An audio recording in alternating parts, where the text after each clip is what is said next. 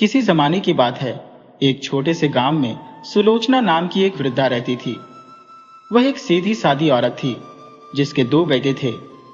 उसके पति का देहांत कई साल पहले हो चुका था और उसने अपने बच्चों को बड़ी मेहनत और संघर्ष के साथ पाला था। उनके छोटे से परिवार में कुल 3 सदस्य थे। सुलोचना के पास खेती लायक जमीन बहुत कम थी, पर वह अपने बेटों के साथ मिलकर मेहनत करती थी। उसके दोनों बेटे भी मेहनती थे और इसी छोटे से खेत से तीनों का जीवनयापन चलता था। समय बीतता गया और जब उसके बेटे विवाह योग्य हो गए तो सुलोचना ने उनकी शादियां करवा दी। विवाह बड़े ही साधारण तरीके से हुआ। जब बहुएं घर आई तो सुलोचना को लगा कि अब उसका परिवार संपूर्ण हो गया है। पूरा परिवार मिलजुल कर प्रेम से रहने लगा, परंतु धीरे धीरे दोनों बहुओं के बीच मतभेद होने लगे। कभी किसी बात पर तो कभी किसी और कारण से वे आपस में उलझ जाती। दोनों को शिकायत रहती कि दूसरी कम काम करती है और वह ज्यादा। ये तकरार धीरे धीरे बढ़ने लगी और अब तो ये रोज का झगड़ा बन गया। घर में हमेशा अशांति रहने लगी। सुलोचना ने कई बार उन्हें समझाने की कोशिश की, पर कोई असर नहीं हुआ। वह बेहद परेशान रहने लगी और सोचने लगी कि आखिर ऐसा कौन सा उपाय किया जाए जिससे घर में शांति स्थापित हो सके। जब कोई हल नजर नहीं आया और वह समझा समझा कर थक गई तो उसने अपने बेटों से बात करने का निर्णय लिया। उसने अपने दोनों बेटों को बुलाया और कहा, बेटा, मैंने अपनी पूरी जिंदगी इस परिवार को संवारने में लगा दी, पर अब देख रही हो कि बहुओं के झगड़े से घर की शांति खत्म हो गई है। तुम दोनों अपनी पत्नियों को क्यों नहीं समझाते कि वे आपस में प्रेम से रहें?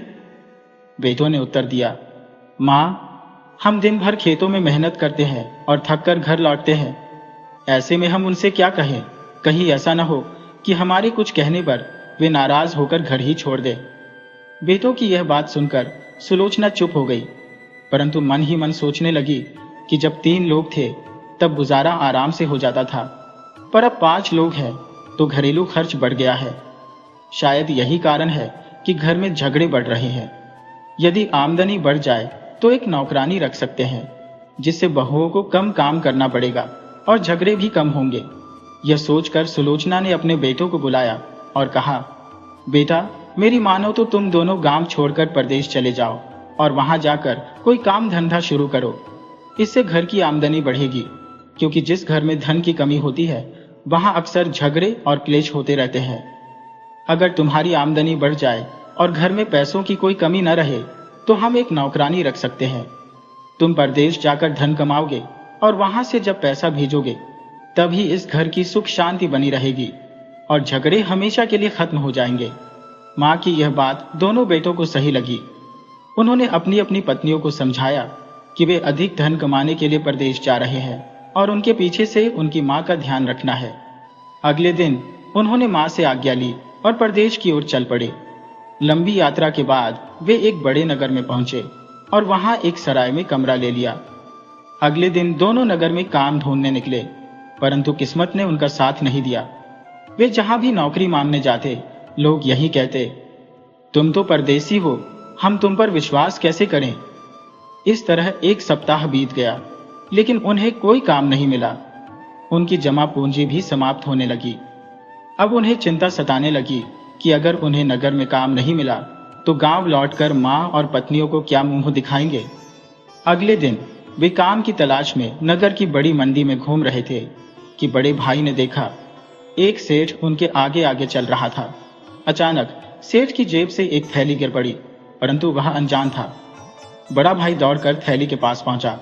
उठाकर देखा तो समझ गया कि इसमें सोने की अशर्फियां है। उसने थैली उठाई और सेठ के पास जाकर कहा, सेठ जी, यह आपकी थैली गिर गई थी, कृपया इसे ले लीजिए। सेठ ने मुड़कर देखा और अपनी थैली को पहचान लिया। वह तुरंत थैली लेकर बोला, भाई, तुम्हारा बहुत बहुत शुक्रिया। इस थैली में पूरी 100 स्वर्ण मुद्राएं थी। सचमुच तुम बहुत ईमानदार आदमी हो। पहले तो मैंने तुम्हें इस नगर में कभी नहीं देखा। तुम कौन हो और कहां से आए हो? बड़ा भाई बोला, सेठ जी, हम 2 भाई हैं जो काम की तलाश में इस नगर में आए हैं। हमें यहाँ आए 15 दिन हो गए, लेकिन कोई नौकरी नहीं मिली। अब तो खाने के भी लाले पड़ गए हैं। उनकी व्यथा सुनकर सेठ को उन पर दया आ गई। वह बोला, अरे भाई, तुम जैसे ईमानदार आदमी को तो कोई भी काम पर रख सकता है। तुम चिंता मत करो, मेरे कई अनाज के गोदाम है। आज से ही तुम दोनों मेरे यहाँ नौकरी करोगे। रहने और खाने की व्यवस्था भी मैं कर दूंगा। दोनों भाइयों की खुशी का ठिकाना न रहा। वे मन लगाकर काम करने लगे। अब उन्हें पूरा विश्वास था कि वे अपने घर की गरीबी दूर कर पाएंगे। परिवार से दूर होने के बावजूद वे पूरी मेहनत और ईमानदारी से काम कर रहे थे। सेठ उनके काम से बहुत खुश था, इसलिए उसने उनकी तनख्वाह भी बढ़ा दी। उधर गांव में उनकी पत्नियों का व्यवहार अभी भी नहीं बदला था। देवरानी और जेठानी हर दिन झगड़ती रहती। ये देखकर एक दिन सुलोचना ने बड़ी बहू को समझाया, बहू, तुम बड़ी हो, इसलिए तुम्हें समझदारी से काम लेना चाहिए। तुम्हारे पति और देवर परदेश में धन कमाने गए हैं और तुम यहाँ झगड़ती रहोगी तो घर कैसे चलेगा। छोटी बहू तुमसे छोटी है, इसलिए उसकी छोटी मोटी गलतियों को अनदेखा करो और उसे प्यार से समझाओ। परंतु सास की इन बातों का बड़ी बहू पर उल्टा ही असर पड़ा। वो गुस्से में चिल्लाने लगी और कहने लगी, माँ जी, आप तो हमेशा छोटी बहू की तरफदारी करती हो। आप मुझे समझा रही हो, इसी से उसकी हिम्मत और भी बढ़ जाएगी। अगर उसने हमारी बातें सुन ली तो वह पहले से भी ज्यादा मुझसे लड़ने लगेगी। सास ने समझाने की कोशिश की, ऐसी बात नहीं है बहू, तुम्हें समझाने के बाद मैं छोटी बहू के पास भी जाऊंगी। इसके बाद सास अपनी छोटी बहू को समझाने लगी, वह तुमसे बड़ी है, इसीलिए तुम्हें उसका सम्मान करना चाहिए। झगड़ा मत किया करो। लेकिन यहां भी वही हुआ। छोटी बहू समझने की बजाय उल्टा सास को डांटने और फटकारने लगी। माँ, इस बुढ़ापे में तुम्हारा दिमाग सठिया गया है। मुझे पता है कि तुम अपनी बड़ी बहू को ज्यादा चाहती हो। मैं तो तुम्हें फोटी आंख भी नहीं सुहाती। अब सुलोचना सोचने लगी कि इन दोनों को समझाना बिल्कुल बेकार है। इनकी बुद्धि भ्रष्ट हो गई है। अगर मैं इन्हें समझाऊंगी तो उल्टा मुझसे ही लड़ेंगी। इससे अच्छा तो यही है कि मैं इन्हें समझाना ही छोड़ दूं। अगर गुस्से में आकर इन्होंने मुझ पर हाथ उठा दिया तो मैं कहीं मुंह दिखाने लायक नहीं रहूंगी। धीरे धीरे दोनों बहुएं सास से घृणा करने लगी। अब कोई भी सुलोचना से यह तक नहीं पूछता था कि उसने खाना खाया या नहीं।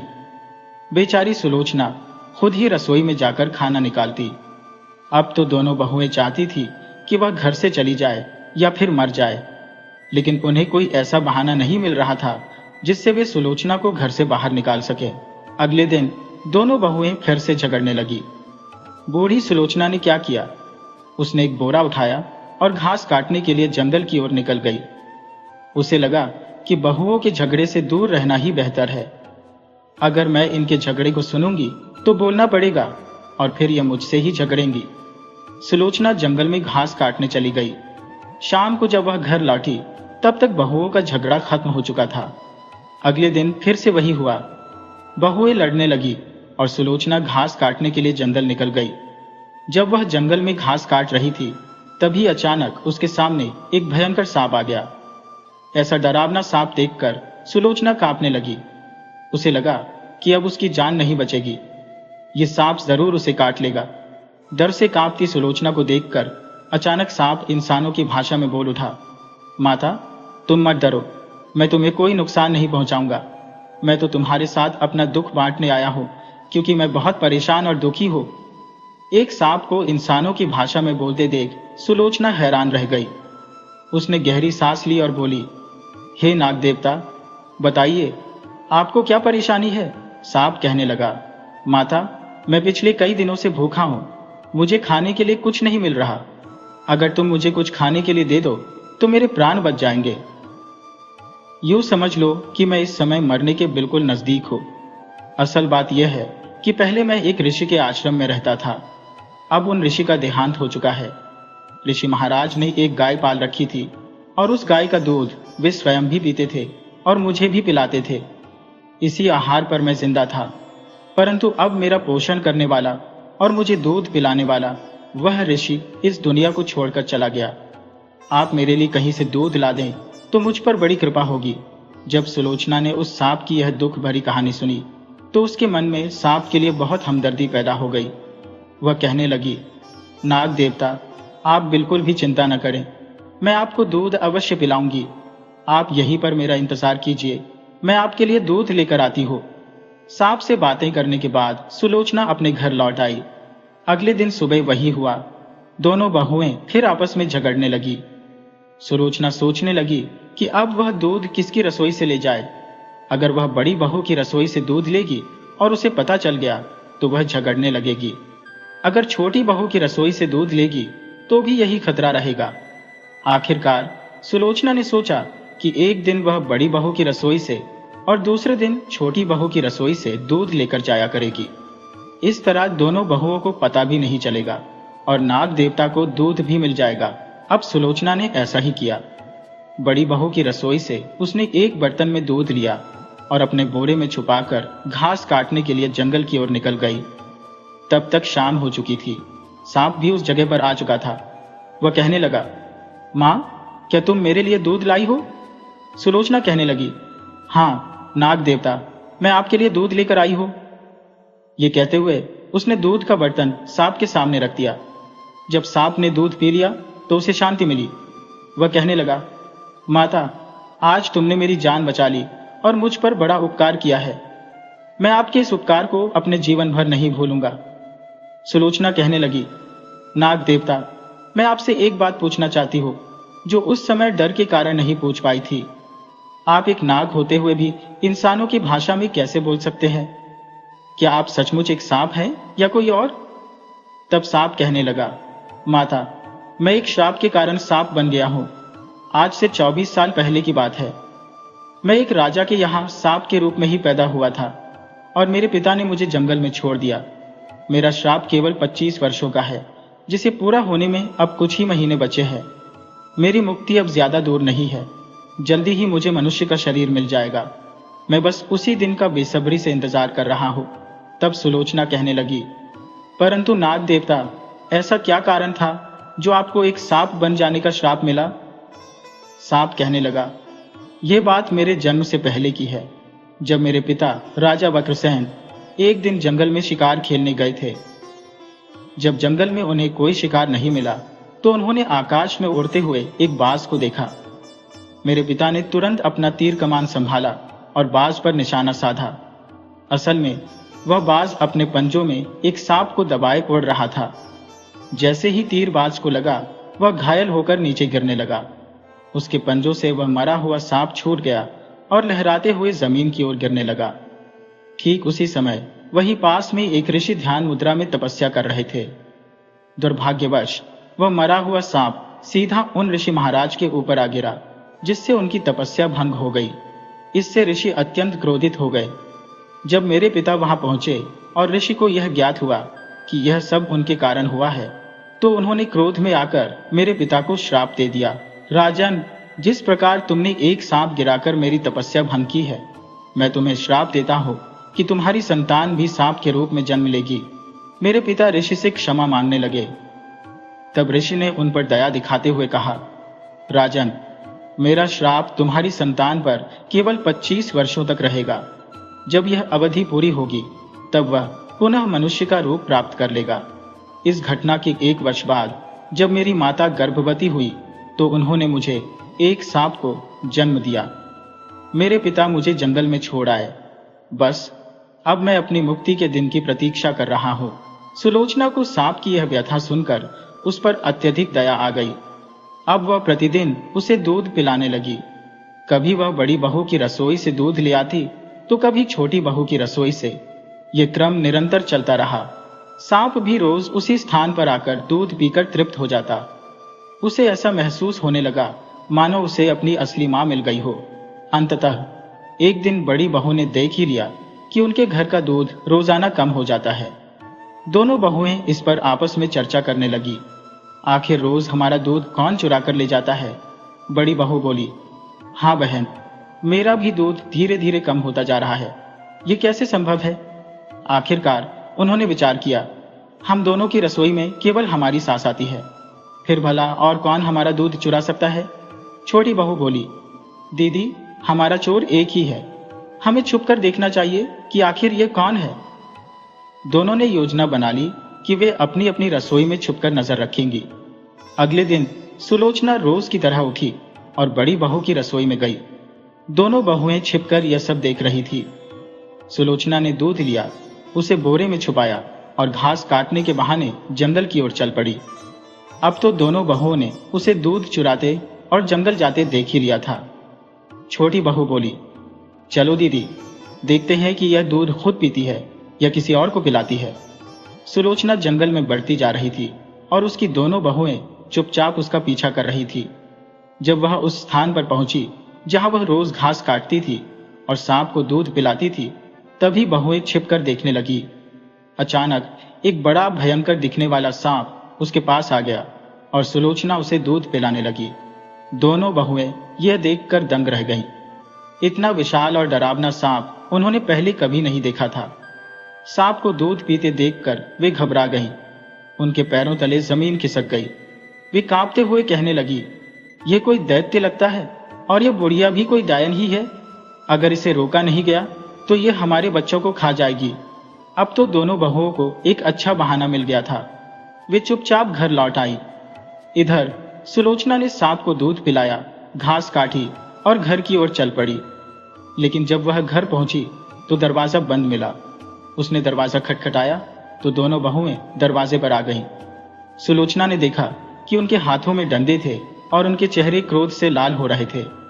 ये देखकर सुलोचना घबरा गई और सोचने लगी, आखिर ये सब क्या हो रहा है। उसने घबराकर पूछा, बेटियों, तुम इस तरह क्यों खड़ी हो? दोनों बहुएं एक साथ चिल्लाईं, हरी बुढ़िया, तू तो एक डायन है। तेरे पास एक भयंकर सांप है जिसे तू दूध पिलाती है। हम तुझे घर में घुसने नहीं देंगे, कहीं तू एक दिन हमें और हमारे बच्चों को न खा जाए। सुलोचना ने सफाई दी, बेटा, तुम क्या पागल हो गई हो? मैं तुम्हारी सास हूं, कोई डायन नहीं। मैं तुम्हारे बच्चों को क्यों खाऊंगी? वे तो मुझे अपने बेटों से भी ज्यादा प्यारे हैं। लेकिन बहुएं मानने को तैयार नहीं थी। वे फिर चिल्लाई, हमें मूर्ख मत बना। हमने अपनी आंखों से देखा है कि तू उस भयंकर सांप को दूध पिलाती है और वह दूध भी चोरी करके ले जाती है। वह सांप जरूर कोई दैत्य है और तू एक डायन। अब हम तुझ पर कभी विश्वास नहीं करेंगे। गुस्से में तमतमाकर वे बोली, आज के बाद इस घर के दरवाजे तेरे लिए हमेशा के लिए बंद है। अगर तू जबरदस्ती घुसने की कोशिश करेगी तो जिंदा नहीं बचेगी। तुझे जहां जाना है चली जा। आज से हमारा और तेरा कोई रिश्ता नहीं।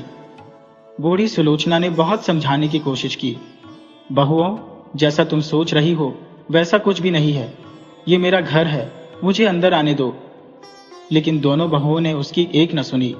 उन्होंने उसे धक्का देकर घर से बाहर निकाल दिया। रात का अंधेरा घिर आया था। सुलोचना रोते हुए बोली, बहू, इतनी अंधेरी रात में मैं कहां जाऊंगी? पर बहू ने बेरुखी से कहा, हमें अब तुझसे कोई मतलब नहीं। जहां जाना है जा, मर भी जाए तो हमें कोई फर्क नहीं पड़ता। इतना कहकर उन्होंने दरवाजा बंद कर लिया। बेचारी सुलोचना दरवाजे के सामने बैठकर रोती रही। कुछ देर बाद उसने सोचा, रोने से कोई फायदा नहीं, यह दरवाजा अब कभी नहीं खुलेगा। उसने तय किया कि उसे कहीं और ठिकाना ढूंढना होगा। रात के अंधेरे में वह जंगल की ओर चल पड़ी और उस जगह पहुंची जहां वह रोज घास काटती थी। अब वह उस सांप का इंतजार करने लगी जिसे वह रोज दूध पिलाया करती थी। हालांकि सांप रात के समय कभी नहीं आता था, वह हमेशा दिन में ही आता था। लेकिन सुलोचना वहीं पेड़ के नीचे बैठकर रात भर उसका इंतजार करती रही। जैसे ही सुबह हुई, सांप वहां आ गया। उसने देखा कि बूढ़ी अम्मा आज कहीं नजर नहीं आ रही थी।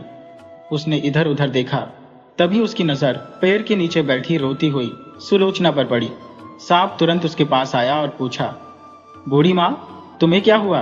तुम क्यों रो रही हो? सुलोचना रोते रोते बोली, नाग देवता, मेरी बहुओं ने मुझे घर से निकाल दिया।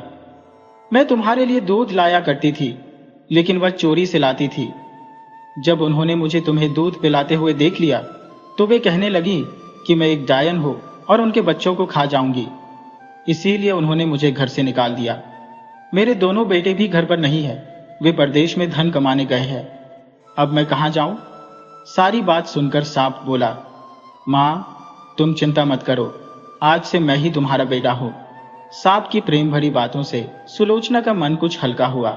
फिर सांप बोला, माँ, तुम मेरे साथ चलो। इसके बाद सांप सुलोचना को अपने साथ लेकर घने जंगल में चला गया। आगे आगे सांप था, पीछे पीछे सुलोचना। चलते चलते वे दोनों एक सुंदर आश्रम के पास पहुंचे। ये वही स्थान था जहां कभी वह सांप ऋषि की शरण में रहा करता था। सुलोचना ने हैरानी से पूछा, बेटा, ये आश्रम किसका है? ये तो बड़ी ही मनोरम जगह है। सांप ने उत्तर दिया, माँ, यह आश्रम एक महान ऋषि का था जो अब परमात्मा को प्यारे हो चुके हैं। मैं यही रहता था और वे मुझे रोज गाय का दूध पिलाते थे। मुझे लगता है कि वह गाय यही कहीं भटक रही होगी। अगर वह मुझे देख लेगी तो निश्चित ही आश्रम में लौट आएगी। कुछ देर तक इधर उधर भटकने के बाद उन्हें वह गाय मिल गई। उसके थन दूध से भरे हुए थे। सांप ने कहा, माता, इस गाय का दूध निकालो, तुम भी पियो और मुझे भी पिलाओ। सुलोचना ने गाय का दूध निकाला, सांप को पिलाया और स्वयं भी पिया। इसके बाद सांप ने कहा, माँ, अब तुम बेफिक्र होकर यही रहो। ये गाय हमें दूध देगी और यहाँ भोजन की भी कोई कमी नहीं होगी। ऋषि महाराज की कृपा से यहाँ माँ अन्नपूर्णा का वास है। इस आश्रम में रहने वालों को कभी खाने पीने की चिंता नहीं होती। इसके अलावा पेड़ों पर तरह तरह के मीठे फल लगे हैं। सुलोचना बहुत खुश हुई। अब वह अपने नाग बेटे के साथ वहीं रहने लगी। नाग हर सुबह जंगल में घूमने के लिए निकल जाता और शाम को लौट आता, जबकि सुलोचना और गाय आश्रम में ही चैन से रहते। गाय भी रोज सुबह चरने के लिए जंगल जाती और शाम को लौट आती। शाम होते ही वे तीनों आश्रम में एक साथ होते। एक दिन की बात है, नाग प्रतिदिन की तरह जंगल घूमने गया था, लेकिन इस बार शाम होने के बावजूद वह लौटकर नहीं आया। सुलोचना बहुत चिंतित हो गई। उसने सोचा, मेरा बेटा तो हमेशा शाम को आ जाता था, फिर आज अब तक क्यों नहीं आया? रात भर वह प्रतीक्षा करती रही। उसने कुछ भी नहीं खाया। सुबह होते ही भी जब सांप नहीं लौटा तो सुलोचना ने उसे खोजने का फैसला किया और जंगल की ओर निकल पड़ी। कुछ देर तक खोजने के बाद उसने देखा, उसका नाग बेटा जमीन पर घायल पड़ा था।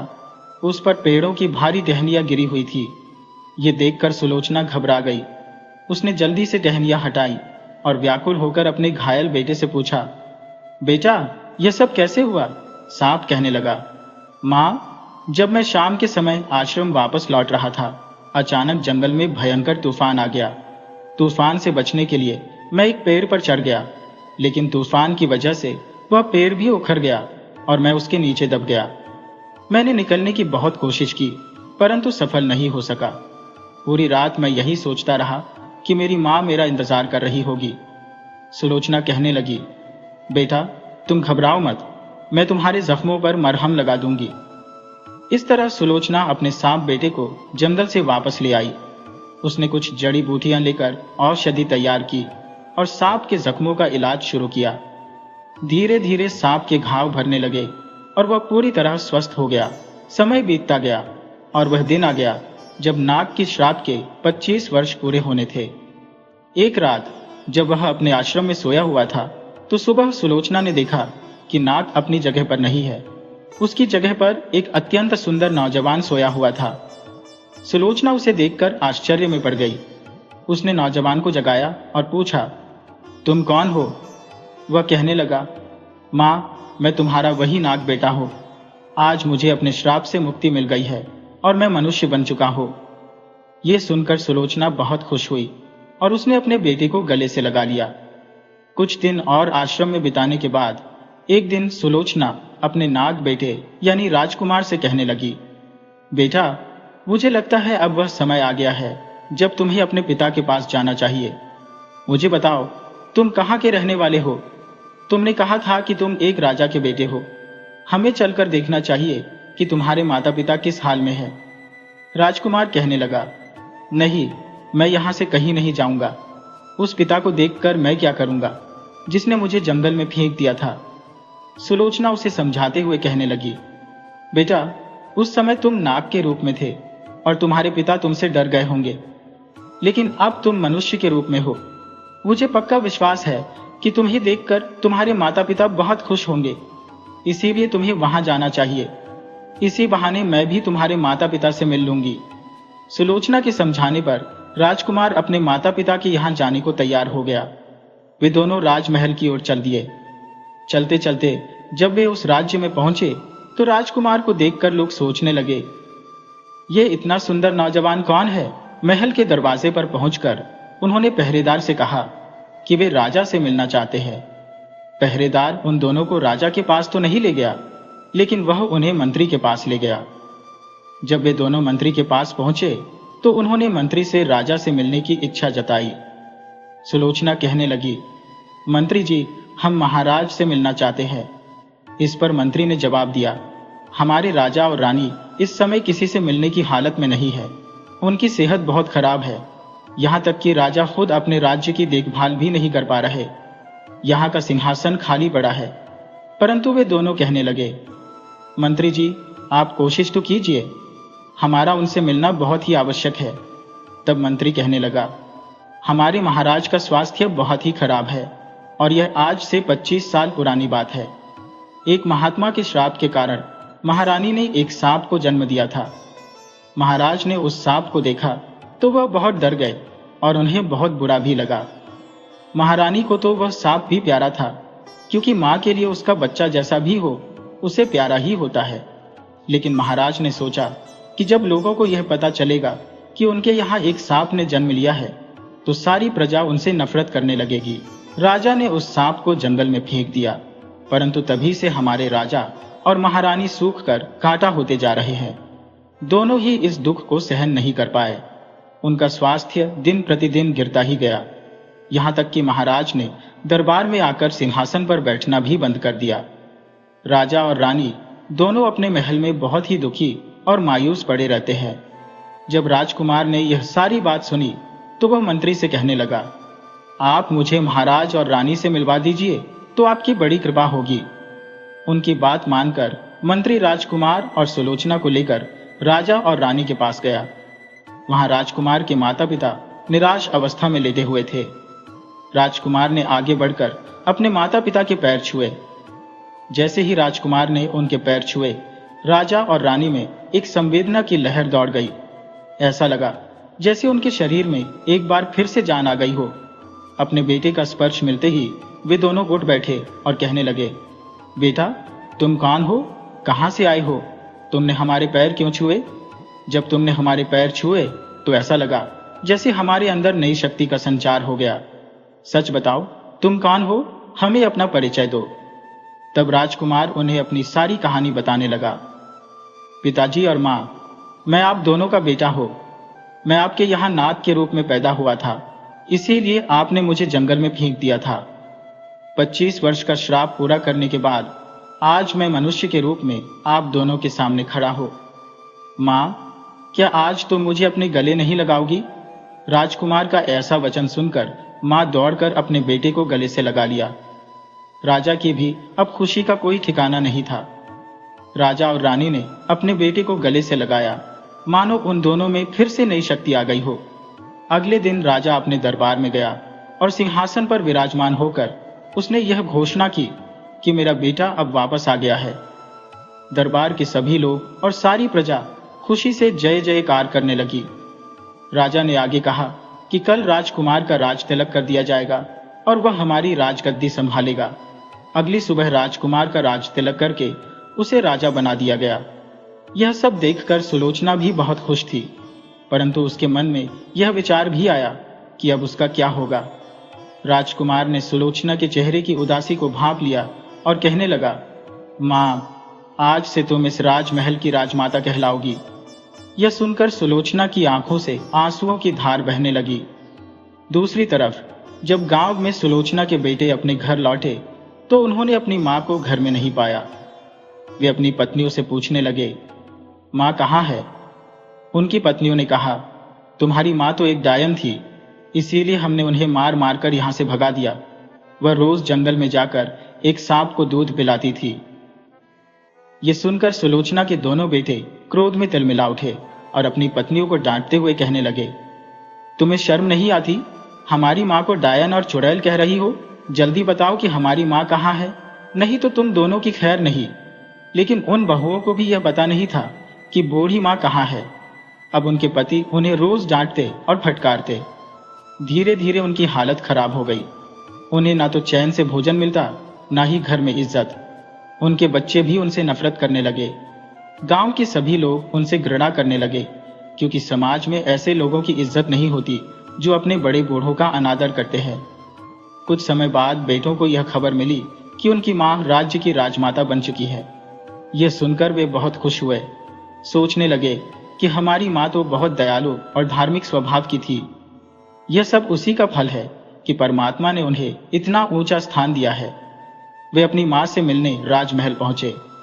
राजा की सहायता से वे अपनी माँ से मिले और कहने लगे, माँ, अब आप हमारे साथ घर चलिए, हम आपको लेने आए हैं।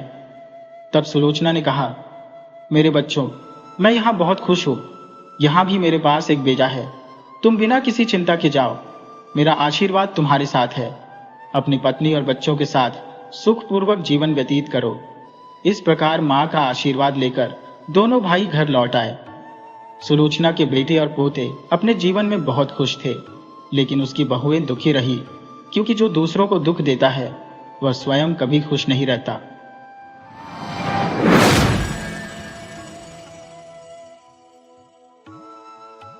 एक गांव में अजूर्ण और मोहन नाम के दो किसान रहते थे। अजूर्ण धनी था, मोहन साधारण पुरुष था। उन्होंने चिरकाल से बद्री नारायण की यात्रा का इरादा कर रखा था। अजूर्ण बड़ा सुशील, साहसी और दृढ़ था। 2 बार गांव का चौधरी रहकर उसने बड़ा अच्छा काम किया था। उसके 2 लड़के तथा एक पोता था।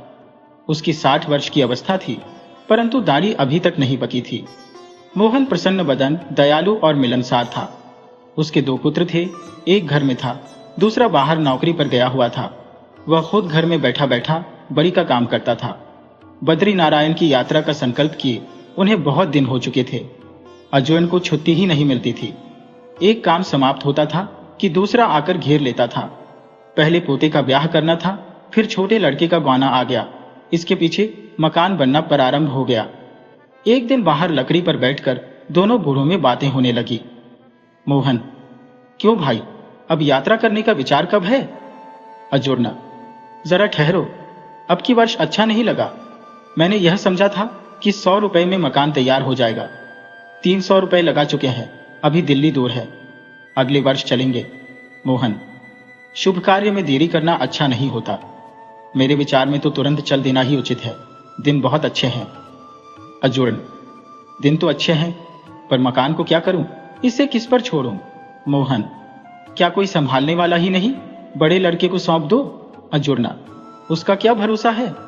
मोहन, वाह वाह, भला बताओ तो कि मरने पर कौन संभालेगा? इससे तो यह अच्छा है कि जीते जी संभाल लें और तुम सुख से जीवन व्यतीत करो। अजूर्ण, यह सत्य है, पर किसी काम में हाथ लगाकर उसे पूरा करने की इच्छा सभी की होती है। मोहन, तो काम कभी पूरा नहीं होता, कुछ न कुछ कसर रह ही जाती है। कल ही की बात है कि रामनवमी के लिए स्त्रियां कई दिन से तैयारी कर रही थी। कहीं लिपाई होती थी, कहीं आटा पीसा जाता था।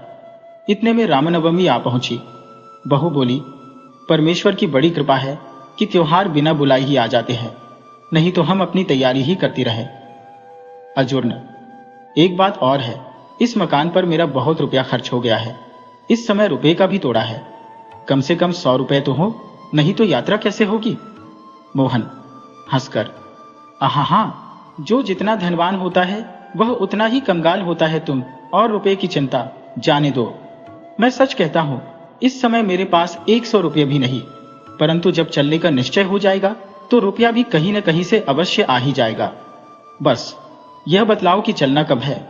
अजूर्ण, तुमने रुपये जोड़ रखे होंगे, नहीं तो कहां से आ जाएगा? बताओ तो सही।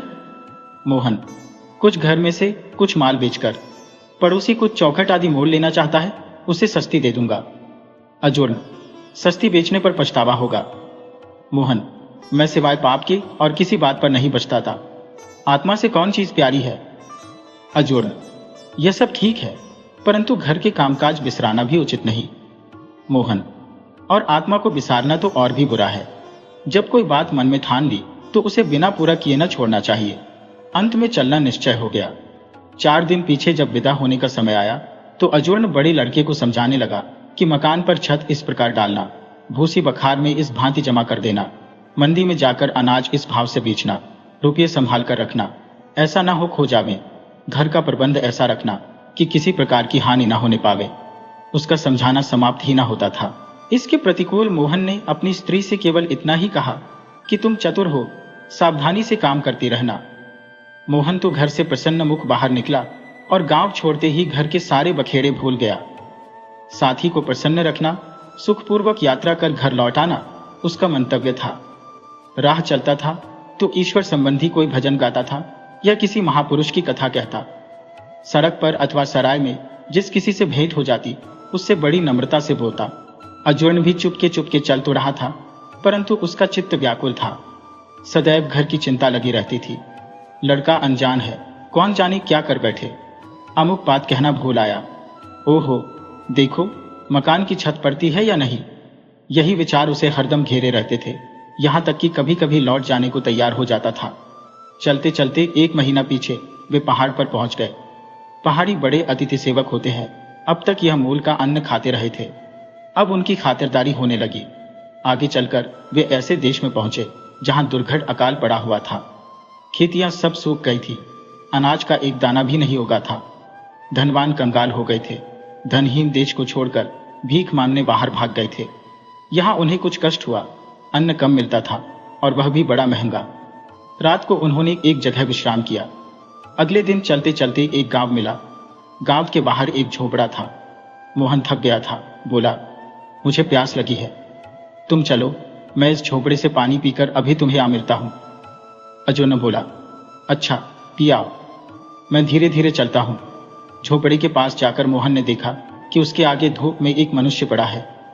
मोहन ने उससे पानी मांगा, उसने कोई उत्तर नहीं दिया। मोहन ने समझा कि कोई रोगी है। समीप जाने पर झोपड़े के भीतर एक बालक के रोने का शब्द सुनाई दिया। किवाड़ खुले हुए थे। वह भीतर चला गया। उसने देखा कि नंगे सिर केवल एक चादर ओढ़े एक बूढ़ी धरती पर बैठी है।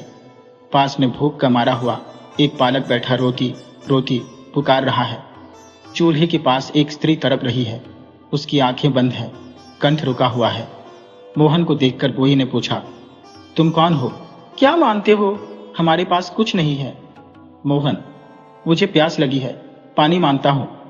बूढ़ी, यहाँ न बर्तन है न कोई लाने वाला, यहाँ कुछ नहीं, जाओ अपनी राह लो। मोहन, क्या तुम में से कोई उस स्त्री की सेवा नहीं कर सकता? बूढ़ी, कोई नहीं, बाहर मेरा लड़का भूख से मर रहा है, यहां हम भूख से मर रहे हैं। यह बातें हो ही रही थी कि बाहर से वह मनुष्य भी गिरता पड़ता भीतर आया और बोला, काल और रोग दोनों ने हमें मार डाला। यह बालक कई दिन से भूखा है, क्या करूं? यह कहकर रोने लगा और उसकी हिचकी बंध गई। मोहन ने तुरंत अपने थैले में से रोटी निकालकर उनके आगे रख दी। वो ये बोली, इनके कंठ सूख गए हैं, बाहर से पानी ले आओ। मोहन बुई से कुएं का पता पूछकर बाहर गया और पानी ले आया। सबने रोटी खाकर पानी पिया, परंतु चूल्हे के पास वाली स्त्री पड़ी तड़पती रही। मोहन गांव में जाकर कुछ दाल चावल मोल ले आया और खिचड़ी पाकर सबको खिलाई। तब बुई बोली, भाई क्या सुनाओ, निर्धन तो हम पहले ही थे, उस पर पड़ा अकाल, हमारी और भी दुर्गति हो गई। पहले पहल तो पड़ोसी अन्न उधार देते रहे, परंतु वे क्या करते, वे आप भूखों मरने लगे, हमें कहां से देते? मनुष्य ने कहा, मैं मजूरी करने निकला, 2-3 दिन तो कुछ मिला, फिर किसी ने नौकर न रखा। बूढ़ी और लड़की भीख मांगने लगी। अन्न का अकाल था, कोई भीख भी न देता था। बहुतेरे यत्न किए, कुछ न बन सका। भूख के मारे घास खाने लगे, इसी कारण यह मेरी स्त्री चूल्हे के पास पड़ी तड़प रही है। बूढ़ी, पहले कई दिनों तक तो मैं चल फिरकर कुछ धंधा करती रही, परंतु कहां तक, भूख और रोग ने जान ले ली। जो हाल है तुम अपने नेत्रों से देख रहे हो। उनकी बिथा सुनकर मोहन ने विचारा कि आज रात यही रहना उचित है, साथी से कल मिल लेंगे। प्रातःकाल उठकर वह गांव में गया और खाने पीने की जिन्स ले आया। घर में कुछ न था। वह वहां ठहरकर इस तरह काम करने लगा कि मानो अपना ही घर है। 2-3 दिन पीछे सब चलने फिरने लगे और वह स्त्री उठ बैठी। चौथे दिन एकादशी थी। मोहन ने विचारा कि आज संध्या को इन सब के साथ बैठकर फलाहार करके कल प्रातःकाल चल दूंगा। वह गांव में जाकर दूध फल सब सामग्री लाकर बोई को दे आप पूजा पाठ करने मंदिर में चला गया। इन लोगों ने अपनी जमीन एक जमींदार के यहाँ गिरवी रखकर अकाल के समय अपना निवारह किया था। मोहन जब मंदिर गया तब किसान युवक जमींदार के पास पहुंचा और विनय पूर्वक बोला, चौधरी जी, इस समय रुपये देकर खेत छुड़ाना मेरे काबू के बाहर है। यदि आप इस चौमासे में मुझे खेत बोने की आज्ञा दे दें तो मेहनत मजदूरी करके आपका ऋण चुका दे सकता हूं। परंतु चौधरी कब मानता था। वह बोला, बिना रुपये दिए खेत नहीं बो सकते, जाओ अपना काम करो। वह निराश होकर घर लौट आया। इतने में मोहन भी पहुंच गया। जमींदार की बात सुनकर वह मन में विचार करने लगा कि जब यह जमींदार खेत नहीं बोने देता तो इन किसानों की प्राण रक्षा क्या करेगा। यदि मैं इन्हीं इसी दशा में छोड़कर चल दिया तो यह सब काल के कौर बन जाएंगे, कल नहीं परसों जाऊंगा। मोहन अब बड़ी दुविधा में पड़ा था। न रहते ही बनता था, न जाते ही बनता था। रात को पड़ा पड़ा सोचने लगा, यह तो अच्छा बखेड़ा फैला। पहले अन्न पानी, अब खेत छुड़ाना, फिर गाय और बैलों की जोड़ी मोल लेना। मोहन, तुम किस जंजाल में फंस गए। जी चाहता था कि वह उन्हें ऐसे ही छोड़कर चल दे, परंतु दया जाने न देती थी। सोचते सोचते आंख लग गई। स्वप्न में देखता क्या है कि वह जाना चाहता है, किसी ने उसे पकड़ लिया है। लौट कर देखा तो बालक रोटी मांग रहा है। वह तुरंत उठ बैठा और मन में कहने लगा, नहीं, अब मैं नहीं जाता। यह स्वप्न शिक्षा देता है कि मुझे इनका खेत छुड़ाना, गाय बैल मोल लेना और सारा प्रबंध करके जाना उचित है। प्रातः काल उठकर जमींदार के पास गया और रुपया देकर उनका खेत छुड़ा दिया। जब एक किसान से एक गाय और 2 बैल मोल लेकर लौट रहा था कि राह में स्त्रियों को बातें करते सुना। बहन, पहले तो हम उसे साधारण मनुष्य जानते थे, वह केवल पानी पीने आया था, पर अब सुना है कि खेत छुड़ाने और गाय बैल मोल लेने गया है। ऐसे महात्मा के दर्शन करने चाहिए। मोहन अपनी स्तुति सुनकर वहां से टल गया। गाय बैल लेकर जब झोपड़े पर पहुंचा तो किसान ने पूछा, पिताजी, ये कहां से लाए। मोहन, अमुक किसान से यह बड़ी सस्ते मिल गए हैं। जाओ पशुशाला में बांधकर इनके आगे कुछ भूसा डाल दो। उसी रात जब सब सो गए तो मोहन चुपके से उठकर घर से बाहर निकल बद्रीनारायण की राह ली। 3 मील चलकर मोहन एक वृक्ष के नीचे बैठकर बटुआ निकाल रुपये गिनने लगा तो थोड़े ही रुपए बाकी थे। उसने सोचा, इतने रुपयों में बद्रीनारायण पहुंचना असंभव है, भीख मांगना पाप है। अजूर्ण वहां अवश्य पहुंचेगा और आशा है कि मेरे नाम पर कुछ छावा भी चाहिए देगा। मैं तो अब इस जीवन में यह यात्रा करने का संकल्प पूरा नहीं कर सकता। अच्छा, परमात्मा की इच्छा, वह बड़ा दयालु है, मुझ जैसे पापियों को निस्संदेह क्षमा कर देगा। यह विचार करके गांव का चक्कर काटकर कि कोई देख न ले, वह घर की ओर लौट पड़ा। गांव में पहुंचा जाने पर घर वाले उसे देखकर अति प्रसन्न हुए और पूछने लगे कि लौट क्यों आए। मोहन ने यही उत्तर दिया कि अजूर्ण से साथ छूट गया और रुपये चोरी हो गए, इस कारण लौट आना पड़ा। घर में कुशल क्षेम थी, कोई कष्ट न था। मोहन का आना सुनकर अजूर्ण के घर वाले उससे पूछने लगे कि अजूर्ण को कहाँ छोड़ा। उनसे भी उसने यही कहा कि बद्रीनारायण पहुंचने से 3 दिन पहले मैं अजूर्ण से बिछड़ गया, रुपया किसी ने चुरा लिया। बद्रीनारायण जाना असंभव था, मुझे लौटना ही पड़ा। सब लोग मोहन की बुद्धि पर हंसने लगे कि बद्रीनारायण पहुंचा ही नहीं, रास्ते में रुपए खो दिए। मोहन घर के धंधे में लग गया। बात बीत गई, अब उधर का हाल सुनिए। मोहन जब पानी पीने चला गया तब थोड़ी दूर जाकर अजूर्ण बैठ गया और साथी की बाट देखने लगा। संध्या हो गई पर मोहन न आया। अजूर्ण सोचने लगा, क्या हुआ, साथी क्यों नहीं आया। मेरी आंखें लग गई थी, कहीं आगे ना निकल गया हो। पर यहां से जाता तो क्या दिखाई नहीं देता, पीछे लौटकर देखो कहीं आगे न चला गया हो, फिर तो मिलना ही असंभव है। आगे ही चलो, रात को चट्टी पर अवश्य भेंट हो जाएगी। रास्ते में अजूर्ण ने कई मनुष्यों से पूछा कि तुमने कोई नाता सांवले रंग का आदमी देखा है, परंतु कुछ पता न चला। रात चट्टी पर भी मोहन से भेंट न हुई। अगले दिन यह विचार कर कि वह देवप्रयाग पर अवश्य मिल जाएगा, वह आगे चल दिया। रास्ते में अजूर्ण को एक साधु मिल गया। वह जगन्नाथ की यात्रा करके आया था, अब दूसरी बार बद्रीनारायण के दर्शन को जा रहा था। रात को चट्टी में वे दोनों इकट्ठे ही रहे और फिर एक साथ यात्रा करने लगे। देवप्रयाग में पहुंचकर अजूर्ण ने मोहन के विषय में पंडे से बहुत पूछताछ की, कुछ पता न चला। यहां सब यात्री एकत्र हो गए। देवप्रयाग से आगे चलकर सब लोग रात को एक चट्टी में ठहरे। वहां मूसलाधार मेघ बरसने लगा। बिजली की कड़क, बादल की गरज से सब कांप गए। सारी रात जागते कटी। त्राही त्राही करते दिन निकला। अंत को दोपहर के समय सब लोग बद्रीनारायण पहुंच गए। मोहन को साष्टांग दंडवत करते देखकर अजूर्ण को निश्चय हो गया कि मोहन ही है, शायद किसी दूसरी राह से यहां आ पहुंचा है। चलो, अच्छा हुआ, साथी तो मिल गया। आरती हो गई, यात्री बाहर निकलने लगे। अजूर्ण का हाथ बटुए पर था कि कोई रुपए न चुरा ले। वह मोहन को खोजने लगा, पर उसका कहीं पता नहीं चला। दूसरे दिन प्रातःकाल मंदिर में जाने पर अर्जुन ने फिर देखा कि मोहन हाथ जोड़े भगवान के सम्मुख खड़ा है। वह चाहता था कि आगे बढ़कर मोहन को पकड़ ले, परंतु ज्यों ही वह आगे बढ़ा, मोहन लोप हो गया। तीसरे दिन भी अर्जुन को वही दृश्य दिखाई दिया। उसने विचारा कि चलकर द्वार पर खड़े हो जाओ, सब यात्री वहीं से निकलेंगे, वही मोहन को पकड़ लूंगा। अतएव उसने ऐसा ही किया, लेकिन सब यात्री निकल गए, मोहन का कहीं पता ही नहीं। एक सप्ताह बद्री नारायण में निवास करके अर्जुन घर लौट पड़ा। राह चलते अर्जुन के चित्त में वही पुराने घर के झमेले बार बार आने लगे। साल भर बहुत होता है, इतने दिनों में घर की दशा न जाने क्या हुई हो।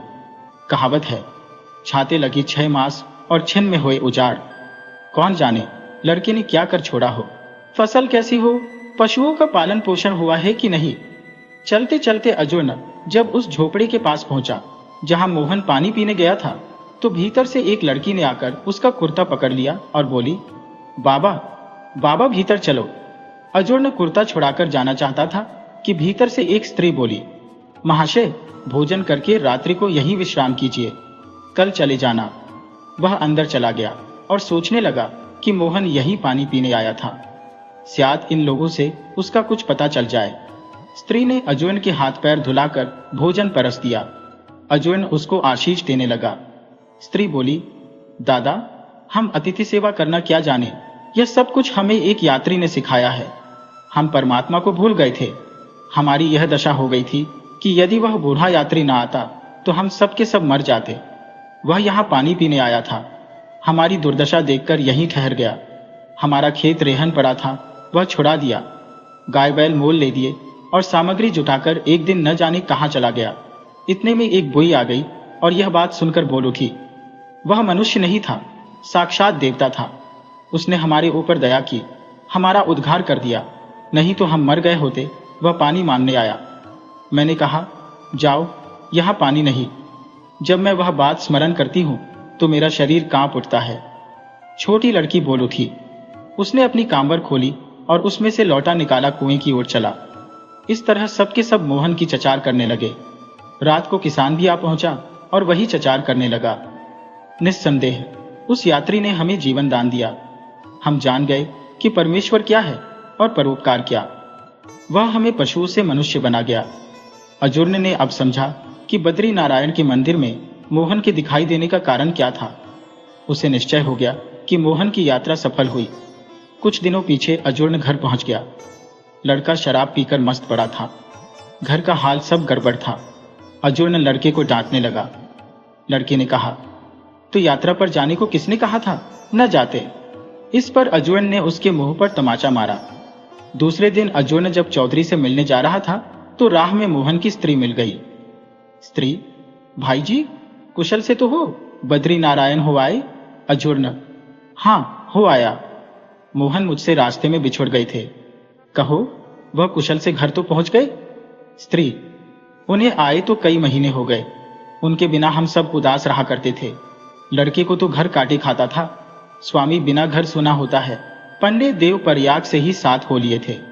बद्री नारायण में यही रीति है कि पहले दिन यात्रियों को मंदिर की ओर से भोजन कराया जाता है और उसी दिन यात्रियों को अटका अथवा छावा बतला देना पड़ता है कि कौन कितना छाएगा। कम से कम 1.25 रुपया नियत है। उस समय तो सबने पंडों के घरों में जाकर विश्राम किया। दूसरे दिन प्रातःकाल उठकर दर्शन प्रसन्न में लग गए। अर्जुन और साधु एक ही स्थान में टिके थे। सांझ की आरती के दर्शन करके लौटकर जब घर आए तब साधु बोला कि मेरा तो किसी ने रुपये का बटुआ निकाल लिया। अर्जुन के मन में यह पाप उत्पन्न हुआ कि यह साधु झूठा है, किसी ने इसका रुपया नहीं चुराया, इसके पास रुपया था ही नहीं।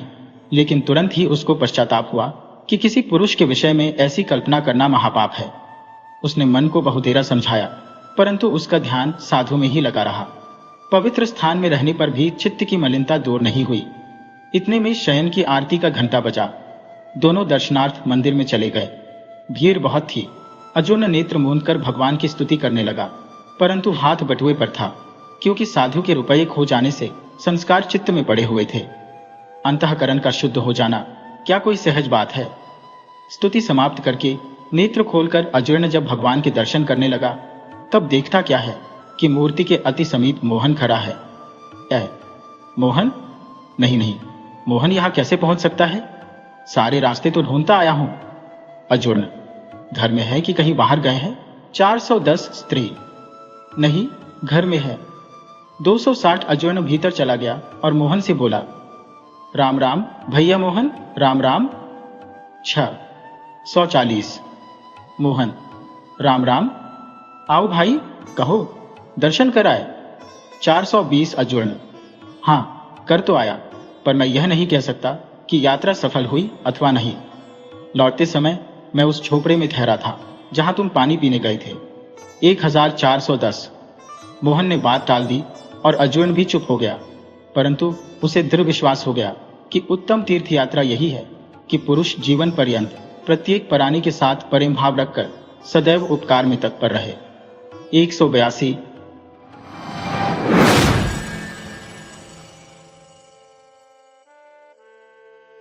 बहुत समय पहले की बात है कि एक देश में एक बादशाह हुकूमत करता था। यह बादशाह न सिर्फ रहमदिल था बल्कि बुद्धिमान और उदार भी था। उसकी सल्तनत काफी विस्तृत थी और हर काम के लिए उसके पास काबिल वजीर थे, जिससे बादशाह शासन के कामों में निश्चिंत होकर अपनी प्रजा की देखभाल में समय बिता सकता था। उसके पास भगवान की दी हुई सभी नेमतें थी और ईश्वर ने उसे चांद जैसी खूबसूरत शहजादी भी दी थी, परंतु शहजादी नसरीन आंखों की रोशनी से महरूम थी।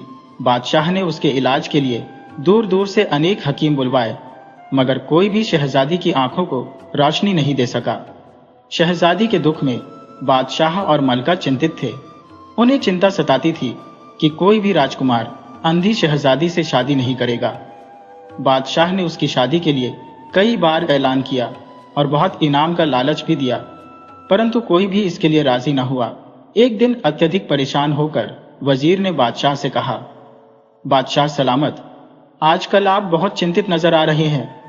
अगर गुस्ताखी न हो तो इस चिंता का कारण पूछ सकता हूं?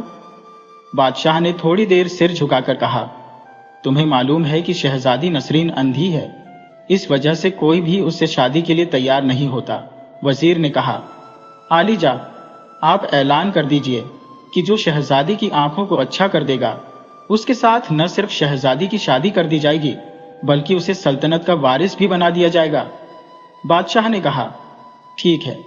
अगले दिन यह ऐलान कर दिया गया कि जो व्यक्ति शहजादी नसरीन की आंखें ठीक कर देगा उसी के साथ शहजादी की शादी कर दी जाएगी और उसे तख्तो ताज का मालिक बना दिया जाएगा। इस ऐलान को सुनकर वहां के राजकुमार अपनी किस्मत आजमाने के लिए शहजादी की आंखों के इलाज की खोज में जुट गए। उसी देश में एक गरीब आदमी भी रहता था जिसका एक बेटा था जो उसके बुढ़ापे का सहारा था। बेटे को अपने पिता से गहरा प्रेम था और वह उनके सम्मान में कोई कसर नहीं छोड़ता था। जब उसने बादशाह का ऐलान सुना तो उसने एक दिन अपने पिता से इजाजत मांगी कि अगर आप अनुमति दें तो मैं भी अपनी किस्मत आजमा सकता हूं, शायद भाग्य हमारा साथ दे। पिता ने हंसकर कहा, नादान बच्चे, दुनिया के बड़े बड़े हकीमों ने शहजादी का इलाज किया और उसकी आंखें ठीक न कर सके तो तुम क्या कर लोगे? तुम जानते हो कि मैं तुम्हारे बिना जीवित नहीं रह सकता। अगर तुम मुझे अकेला छोड़कर चले गए तो तुम्हारे लौटने तक मैं जीवित नहीं रह पाऊंगा। बेटे ने कहा, अब्बा जान, खुदा ने चाहा तो मैं बहुत जल्द लौटूंगा। पिता ने फिर समझाते हुए कहा, बेटा, ये काम गरीबों के नहीं है, ये तो सिर्फ अमीरों और राजकुमारों के काम है।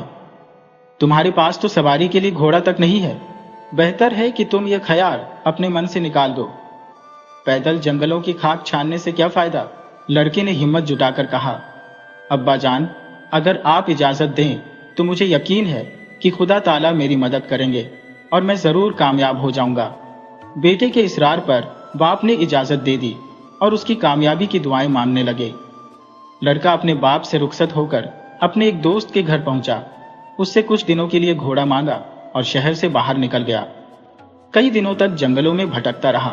पिता ने फिर समझाते हुए कहा, बेटा, ये काम गरीबों के नहीं है, ये तो सिर्फ अमीरों और राजकुमारों के काम है।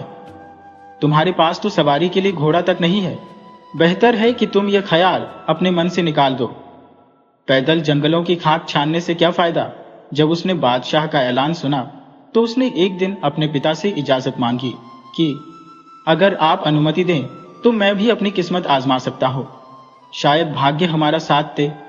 पिता ने हंसकर कहा, नादान बच्चे, दुनिया के बड़े बड़े हकीमों ने शहजादी का इलाज किया और उसकी आंखें ठीक न कर सके तो तुम क्या कर लोगे? तुम जानते हो कि मैं तुम्हारे बिना जीवित नहीं रह सकता। अगर तुम मुझे अकेला छोड़कर चले गए तो तुम्हारे लौटने तक मैं जीवित नहीं रह पाऊंगा। बेटे ने कहा, अब्बा जान, खुदा ने चाहा तो मैं बहुत जल्द लौटूंगा। इस ऐलान को सुनकर वहां के राजकुमार अपनी किस्मत आजमाने के लिए शहजादी की आंखों के इलाज की खोज में जुट गए। उसी देश में एक गरीब आदमी भी रहता था जिसका एक बेटा था जो उसके बुढ़ापे का सहारा था। बेटी को अपने पिता से गहरा प्रेम था और वह उनके सम्मान में कोई कसर नहीं छोड़ता था।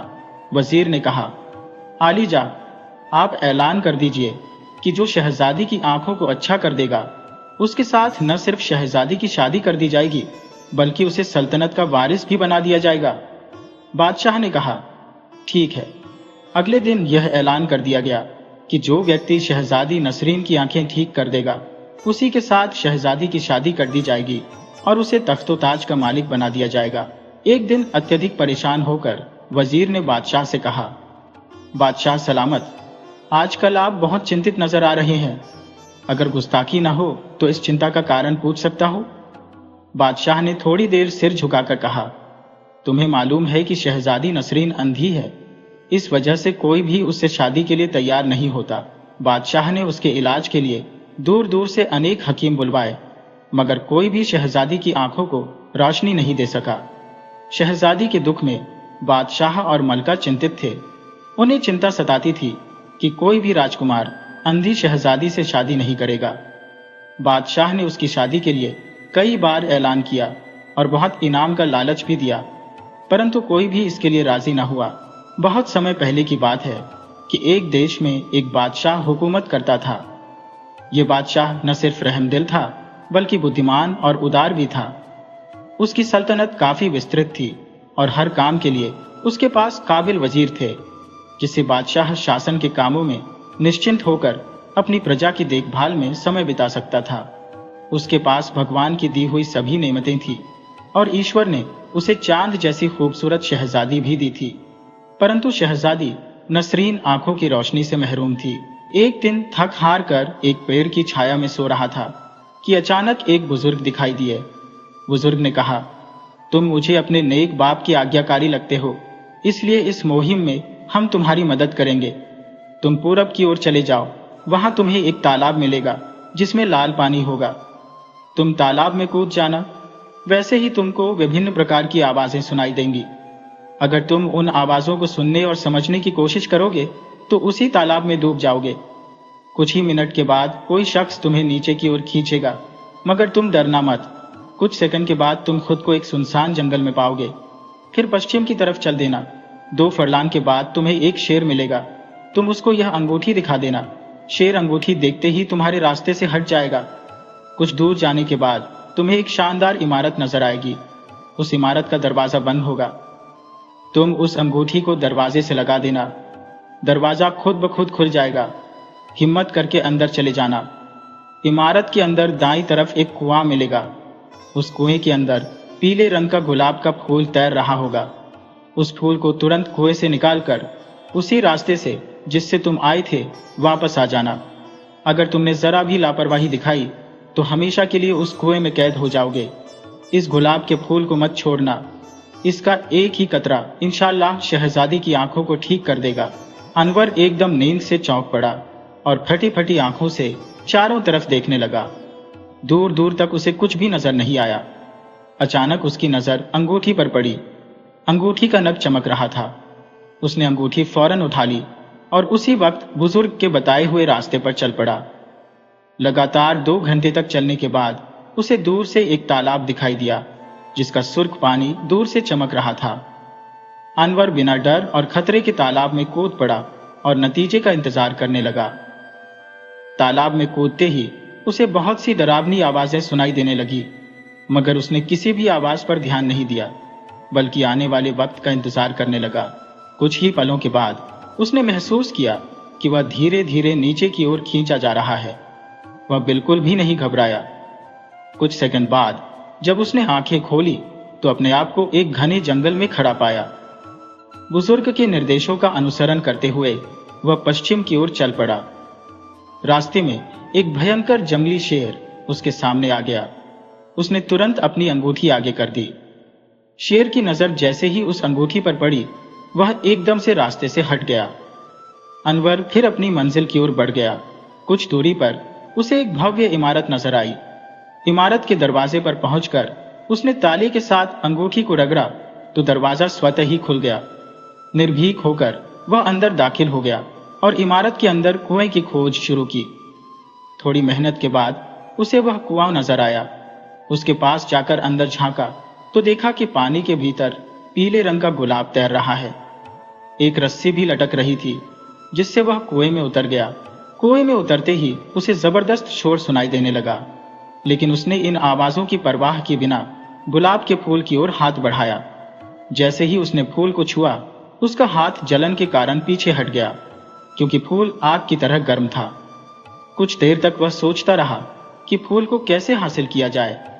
फिर उसने दोबारा हाथ बढ़ाया और इस बार जैसे ही अंगूठी फूल से छुई, फूल ठंडा हो गया। उसने तुरंत फूल को पकड़ लिया और कुएं से बाहर निकल आया। जब वह इमारत से बाहर निकला तब भी शोर की आवाजें आ रही थी, लेकिन गुलाब का फूल पाकर उसे किसी बात का होश नहीं था। वह तेजी से कदम बढ़ाते हुए तालाब के पास पहुंचा, पर अब वहां तालाब नहीं था। उसका घोड़ा एक पेड़ के नीचे खड़ा था। वह घोड़े पर सवार होकर अपने देश की ओर चल पड़ा। रास्ते में एक जगह थकावट के कारण वह आराम करने के लिए रुका और जल्द ही सो गया। उसी बुजुर्ग ने सपने में आकर कहा, बेटा, अल्लाह के फजल से तुम अपने मकसद में कामयाब रहे। अब यह अंगूठी मुझे दे दो, क्योंकि अब यह तुम्हारे लिए बेकार है। अनवर ने बुजुर्ग का आभार प्रकट किया और जब जागा तो देखा कि अंगूठी गायब थी। कुछ दिनों बाद वह अपने देश पहुंचा और सीधा बादशाह के पास जाकर उसे खुशखबरी सुनाई। बादशाह ने उसे शहजादी के महल में बुलवाया। अनवर ने गुलाब के अर्क के कुछ कतरे शहजादी की आंखों में डाले, जिससे उसकी आंखों में रोशनी आ गई। शहजादी खुशी से चिल्लाई, अब्बा जान, अब मैं सबको देख सकती हूँ। बादशाह की खुशी का कोई ठिकाना न था। खुदा का शुक्र अदा करते हुए बादशाह ने अनवर की शादी शहजादी के साथ कर दी और कुछ समय बाद खुद को तख्त और ताज से अलग करके याद ये इलाही में मशगूल हो गया। खुदा की महिमा ऐसी थी कि एक गरीब आदमी का बेटा उस देश का बादशाह बन गया था। हालांकि उसका बूढ़ा पिता अब इस दुनिया में नहीं था, लेकिन स्वर्ग में उसकी आत्मा बेटे की कामयाबी पर खुश हो रही थी। यह इनाम अब के जमाने का नहीं, बल्कि बहुत पुराने जमाने का किस्सा है। एक था सौदागर जिसका नाम था अकबर। अकबर विभिन्न देशों की यात्रा करके रुपया पैसा कमाता और अपने प्यारे देश हिंदुस्तान वापस आ जाता।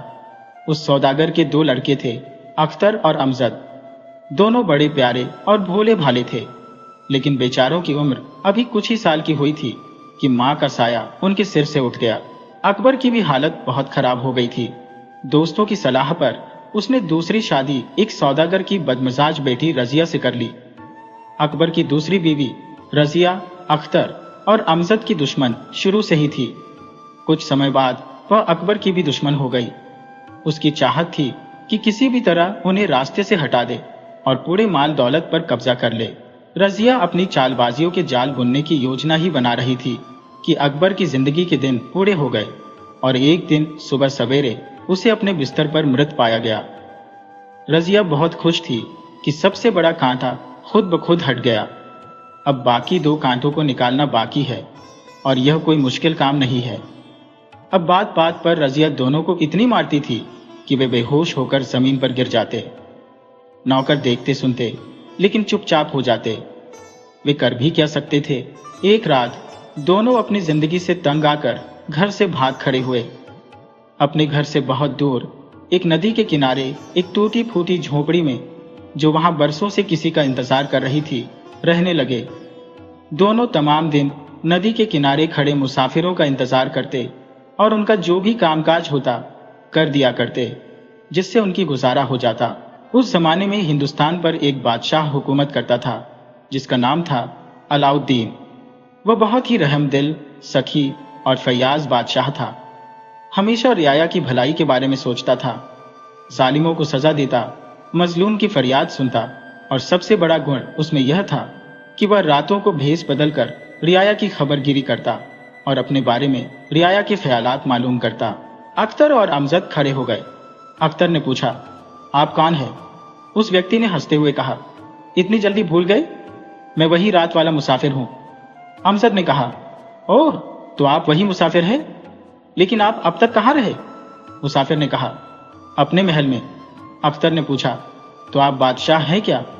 अमजद बोला, अगर हमसे कोई गलती हो गई हो तो माफ कर दीजिएगा। अभी वे सोच ही रहे थे कि दूर से शोरगुल की आवाज सुनाई दी। अमजद ने अख्तर से कहा, चलो झोपड़ी से बाहर चलते हैं, मगर अख्तर ने थकान के कारण मना कर दिया। थोड़ी देर बाद शोरगुल की आवाज करीब आ गई। एक व्यक्ति झोपड़ी में दाखिल हुआ जो बहुत खूबसूरत और उम्दा लिबास पहने हुए था। उसके साथ कई और लोग भी थे। सुबह जब अमजद की आंख खुली तो उसने देखा कि मुसाफिर गायब है। उसने अख्तर को जगाया और दोनों हैरान थे कि वह रात में कहां चला गया।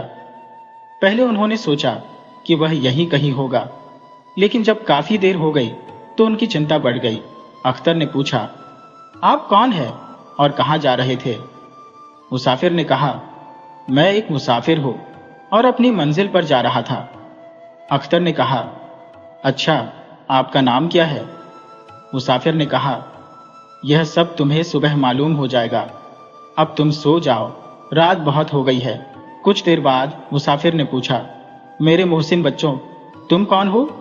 अख्तर ने कहा, हम दोनों भाई हैं। मेरा नाम अख्तर है और इनका नाम अमजद।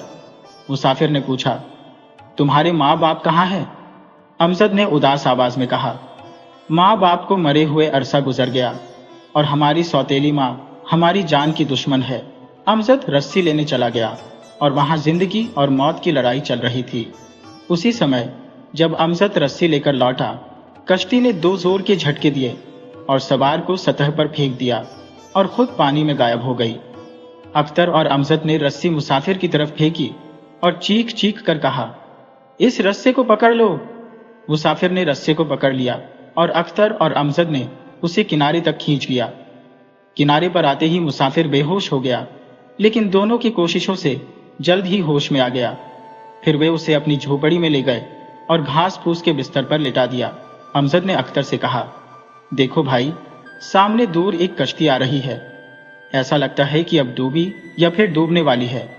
अख्तर ने जवाब दिया, हाँ, ऐसा ही लग रहा है, लेकिन हम बच्चे इस स्थिति में कैसे मदद करें? अमजद ने कहा, मैं झोपड़ी से रस्सी लाता हूं।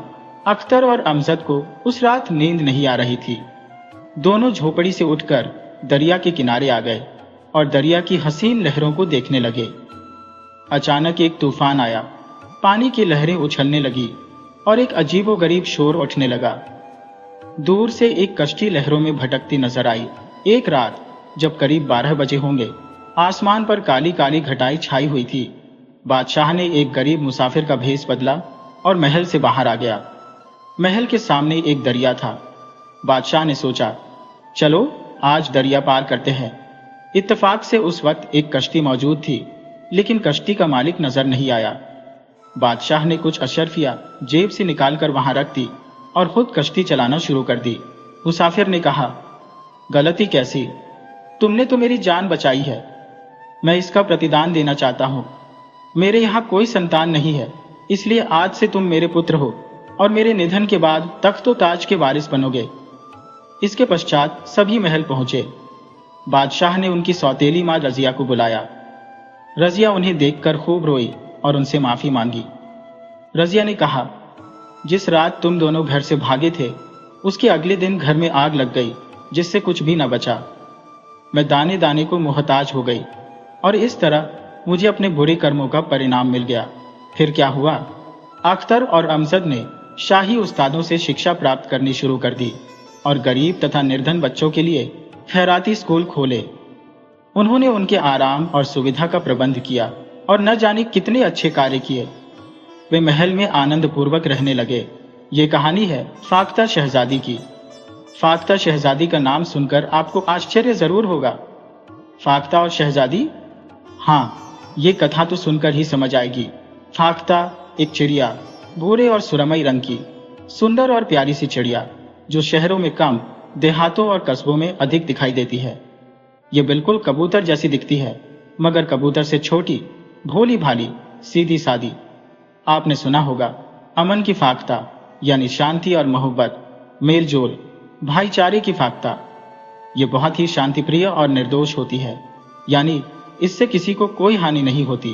पेड़ों पर घोंसला बनाने के साथ ही यह ऊंची दीवारों और घरों के मोगों यानी सुराखों में भी अंडे देती है। इसकी बोली भी बहुत मधुर होती है। गर्दन फुलाकर कुकक की आवाज निकालती रहती है, और जो भी इधर उधर पड़ा दाना दून मिलता है उसे सब्र और शुक्र के साथ खा लेती है। तो इस प्यारी फाख्ता की कहानी मैं सुनाने जा रही हूँ। किसी देश में एक बादशाह था। उस बादशाह के पास अल्लाह का दिया सब कुछ था, मगर एक चीज नहीं थी, औलाद। बच्चा ना होने का दुख बादशाह से ज्यादा बादशाह की बेगम को था। वह दिन रात रोया करती थी। न उन्हें खाना पीना अच्छा लगता, न कोई जेवर कपड़ा भाता, न किसी तकरीब में जाती, न कोई खुशी मनाती। बादशाह अपनी मलिका को बहुत चाहता था। वह मलिका को समझाया करता, दिलासा देता कि अल्लाह की कोई मसलहत होगी जो उन्हें संतान नहीं दी।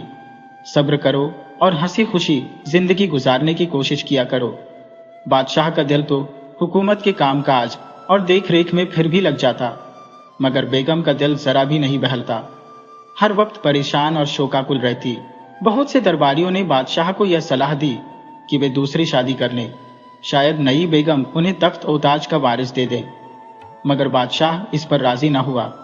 वह अपनी बेगम का दिल तोड़ना नहीं चाहता था। एक दिन बादशाह की बेगम की खास कनीज, जो हर वक्त उनके साथ रहती थी, दौड़ती हुई आई और बोली, बेगम, अल्लाह आपको सलामत रखे। मैंने सुना है कि हमारी हुकूमत में एक पहुंचे हुए दरवेश आए हैं। उनकी दुआ से हर मुराद पूरी होती है। यदि इजाजत हो तो उन्हें आपके समक्ष लाया जाए। वह अल्लाह से आपकी संतान के लिए प्रार्थना करेंगे और शायद अल्लाह आपकी गोद भर दे। बेगम ने ठंडी सांस भरकर कहा, नहीं गुलबदन, हमारी मुराद पूरी नहीं होगी। हमारी गोद खाली रहेगी और हमारा तख्त और ताज गहरों में बंट जाएगा। हमारे नाम का कोई वारिस नहीं होगा। तुम जानती हो हम कितने ही फकीरों और पीरों से दुआएं मांग चुके हैं। वर्षों बीत गए, कोई भी हमारी झोली नहीं भर सका। फिर भी गुलबदन की मनुहार के बाद आखिरकार बेगम दरवेश को बुलाने के लिए तैयार हो गई। बादशाह को जब यह मालूम हुआ तो वह भी बेगम का दिल रखने के लिए खुशी खुशी दरवेश से मिलने के लिए तैयार हो गया। उस दिन महल में बड़ी चहल पहल थी। सजावट अद्भुत थी और खुशबुओं की महक चारों ओर फैली हुई थी। दरवेश के स्वागत के लिए तख्त बिछाया गया था। दरवेश साहब आए। वह बड़े ही शानदार व्यक्तित्व के धनी थे। उनके चेहरे से जैसे रोशनी फूट रही थी। जब उन्हें तख्त पर बैठने के लिए कहा गया तो उन्होंने मना कर दिया। वह बोले, हम फकीर लोग हैं, तख्त और कुर्सी का हमें ज्ञान नहीं, जमीन ही हमारी बैठक और बिस्तर है। उन्होंने अपनी चादर जमीन पर बिछाई और बैठ गए। फिर तस्बीह पढ़ने लगे। बादशाह और बेगम उनके सामने हाजिर हुए। दरवेश ने नजरें उठाकर दोनों को देखा और उनके सिरों पर हाथ रखकर कहा, बेगम, आपको औलाद का सुख अवश्य मिलेगा, लेकिन कुछ वर्षों बाद। यह सुनकर बेगम का चेहरा गुलाब की तरह खिल उठा, मगर जब सुना कि औलाद का सुख कई सालों बाद मिलेगा तो वह उदास हो गई और उनकी आंखों में आंसू आ गए। दरवेश ने उनकी स्थिति देखकर तसल्ली भरे लहजे में कहा, सब्र का फल हमेशा मीठा होता है। आपको भी आपके सब्र का मीठा फल मिलेगा, लेकिन जैसा कहा, कुछ सालों बाद। यदि आपका दिल निरंतर विषाद में डूबा रहता है तो इसका समाधान यह है कि आप अपने लिए कोई ऐसा शौक खोजें जो आपके मन को उलझाए रखे, आपको व्यस्त रखे और चिंतन के लिए अवसर ही न दे। उन्होंने चुप रहकर आगे कहा कि आप एक बाग का निर्माण करवाएं जिसमें बेहतरीन पुष्प हों और उसकी छंटाई अपनी निगरानी में करवाएं। ईश्वर ने आपको बहुत कुछ प्रदान किया है, अतः इस बाग को अद्वितीय सुंदर बनाए। उसमें सुंदर तालाब, फव्वारे बनवाए और विविध प्रकार के पक्षियों को उसमें बसाएं। देखिएगा आपका मन कितना आनंदित रहेगा। जब आप हर वक्त व्यस्त रहेंगी तो चिंतन के लिए समय नहीं मिलेगा और अपने अभाव का एहसास भी नहीं सताएगा कि आपके कोई संतान नहीं है। बादशाह यह सुनकर उत्साहित हो उठा। अरे वाह, क्या युक्ति सुझाई है आपने जनाब। बेगम को चाहिए कि आपके परामर्श पर अमल करें और अपनी खुशियों की प्राप्ति करें। बेगम ने भी उस सुझाव को सराहा और दरवेश साहब का आभार प्रकट किया। कुछ समय बाद दरवेश साहब लौट गए। बेगम ने अगले ही दिन से बाग बनवाने का कार्य आरंभ कर दिया। वह सचमुच अत्यधिक व्यस्त हो गईं। खोज खोज कर श्रेष्ठ पौधे मंगवाए गए और विशाल बाग बनने लगा। हजारों कारीगर और मजदूर काम पर लगा दिए गए। 4-5 महीनों में बाग की चारदीवारी बन गई और संगमरमर से भव्य द्वार स्थापित हुआ। रेशमी घास लगवाई गई और सुंदर पथ तैयार हुआ। चारों ओर फलों के वृक्ष थे, अमरूद, अनार, सेब, केला, संतरा। सूखे मेवों के पेड़ों में काजू, बादाम, अखरोट के वृक्ष थे और अन्य मेवे जो उस देश में खाए जाते थे। इन वृक्षों के साथ कई क्यारियों में भिन्न भिन्न प्रकार के फूलों के पौधे लगे थे। लाल, गुलाबी, बैंगनी, नीले, पीले, बादामी, सफेद, हजारों रंगों के महकते हुए पुष्प।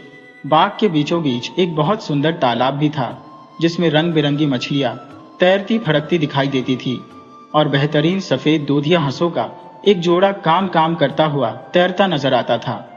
इतना अद्वितीय बाग था कि देखते ही बनता था।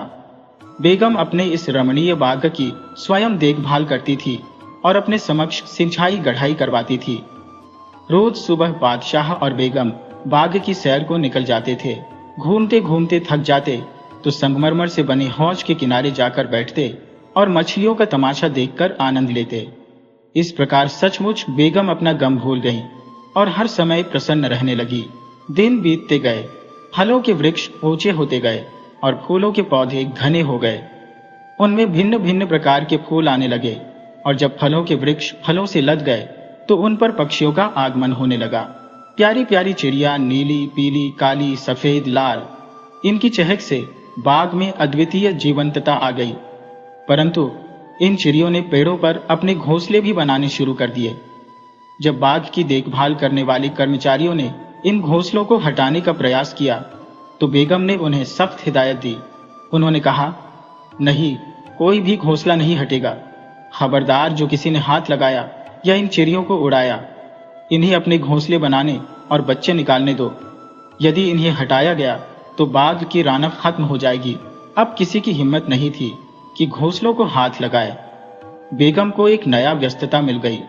चिड़ियों ने अंडे सेकर मुन्ने मुन्ने बच्चे निकाले। उन चिड़ियों के लिए बेगम अपने हाथों से अनाज के दाने बाग में बिखेर दिया करती थी। चिड़िया उन दानों को चोंच में दबाकर अपने बच्चों को खिलाने ले जाती। बच्चों की नरम नरम महीन महीन चूचू से बाग गूंज उठता। इन हजारों चिड़ियों में फाख्ता के एक जोड़े ने भी एक ऊंचे घने पेड़ में घोंसला बनाया। मादा फाख्ता ने उसमें अंडे दिए, परंतु एक अंडा न जाने कैसे गिरकर टूट गया। अब एक ही अंडा बचा था, जिसे दोनों फाख्ताएं बारी बारी से सेती। अंततः एक नन्हा सा बच्चा अंडे से बाहर आया। बेगम को फाख्ता का यह जोड़ा अत्यधिक प्रिय था। भोले भाले नर और मादा, बिल्कुल कबूतर जैसे। न किसी से लड़ाई न झगड़ा। सारा दिन बाग में मजे से उड़ते और दाना चुगते। फाख्ता बेगम से इतनी घुल मिल गई थी कि जब वह गेहूं या जौ के दाने अपनी हथेली पर रखकर बढ़ाती तो वह उड़कर आती और दाना उठा ले जाती। बेगम को यह सब बड़ा आनंदमय लगता। कई दिन गुजर गए। फाख्ता का बच्चा बड़ा हो गया। उसका कोमल शरीर नरम नरम पंखों से भर गया। अपनी गोल गोल गुलाबी गुलाबी आंखों से जब वह बेगम को देखता तो उनके दिल में गुदगुदी सी होती। कितना भोला और मासूम था वह। यह एक मादा फाख्ता थी और अपनी मां की तरह वह भी बेगम से अत्यधिक परिचित हो गई थी। जब वह उड़ने के काबिल हुई तो बेगम के पुकारने पर आती और उड़कर उनके घुटने या कभी कंधे पर बैठ जाती। बेगम अपनी हथेली पर दाना रखकर उसे खिलाती। इन दानों में किशमिश, बादाम का चूरा, अखरोट का चूरा, ताल मखाने का चूरा और काजू के नन्हे नन्हे टुकड़े होते। इस मेवे को खाकर फाख्ता की बच्ची बहुत तंदुरुस्त, चिकनी और बेहद प्यारी निकल रही थी। बेगम ने उसको फाख्ता शहजादी का नाम दिया था। जब वो उसको आवाज देती तो फाख्ता शहजादी बाग में जहां कहीं भी होती उड़ती हुई उनके पास आ जाती। बादशाह भी इस फाख्ता शहजादी से बेहद स्नेह करने लगे थे, क्योंकि उसकी वजह से बेगम बहुत प्रसन्न रहने लगी थी। अब उन्हें संतान न होने का कोई दुख नहीं रहता था। एक दिन उन्होंने कहा, मैं अपनी फाख्ता बेटी के लिए घुंघरूदार छल्ले बनवाना चाहती हूँ, बादशाह सलामत, ताकि जब वह उड़े तो छन मन की ध्वनि से बाग में एक अनोखी चहल पहल हो। बादशाह प्रसन्न होकर बोले, बिल्कुल बनवाओ, हमें भी बड़ा अच्छा लगेगा। देखते ही देखते सोने के घुंघरूदार छल्ले बनकर आ गए, जिनमें हीरे और याकूत जड़े हुए थे। बेगम ने बड़े स्नेह से फाख्ता बच्ची को पकड़ा और उसके नाजुक पंजों में घुंघरू डाल दिए। पहले तो फाख्ता बच्ची थोड़ी घबराई, मगर फिर आराम से चलने और उड़ने लगी। वाकई घुंघरू की मधुर ध्वनि बड़ी प्यारी लगती थी। इसी तरह दिन गुजरने लगे। कई साल बीत गए और फाख्ता शहजादी अब खूब मोटी ताजी और बड़ी हो गई थी। उसने अंडे दिए और कई बच्चे निकले, जो बड़े होकर बाग में ही रहने लगे। बाग दिन ब दिन और घना होता जा रहा था। लोग दूर दूर से उसे देखने आते और बेगम की इजाजत लेकर उसकी सैर करते। उस बाग का नाम बेगम का बाग पुकारा जाने लगा। उसके गुलाब के फूल मशहूर थे, बड़े और बेहद खुशबूदार। एक दिन पड़ोसी मुल्क का एक शहजादा बाग देखने आया। बादशाह ने उसकी बड़ी आवभगत की। शहजादा बेहद खूबसूरत और बहादुर था। वह जल्द ही अपने बादशाह पिता की जगह तख्त पर बैठने वाला था। बेगम भी उसके आने से बहुत प्रसन्न हुई और शहजादे को बाग की सैर कराते हुए फूल पौधे दिखा रही थी।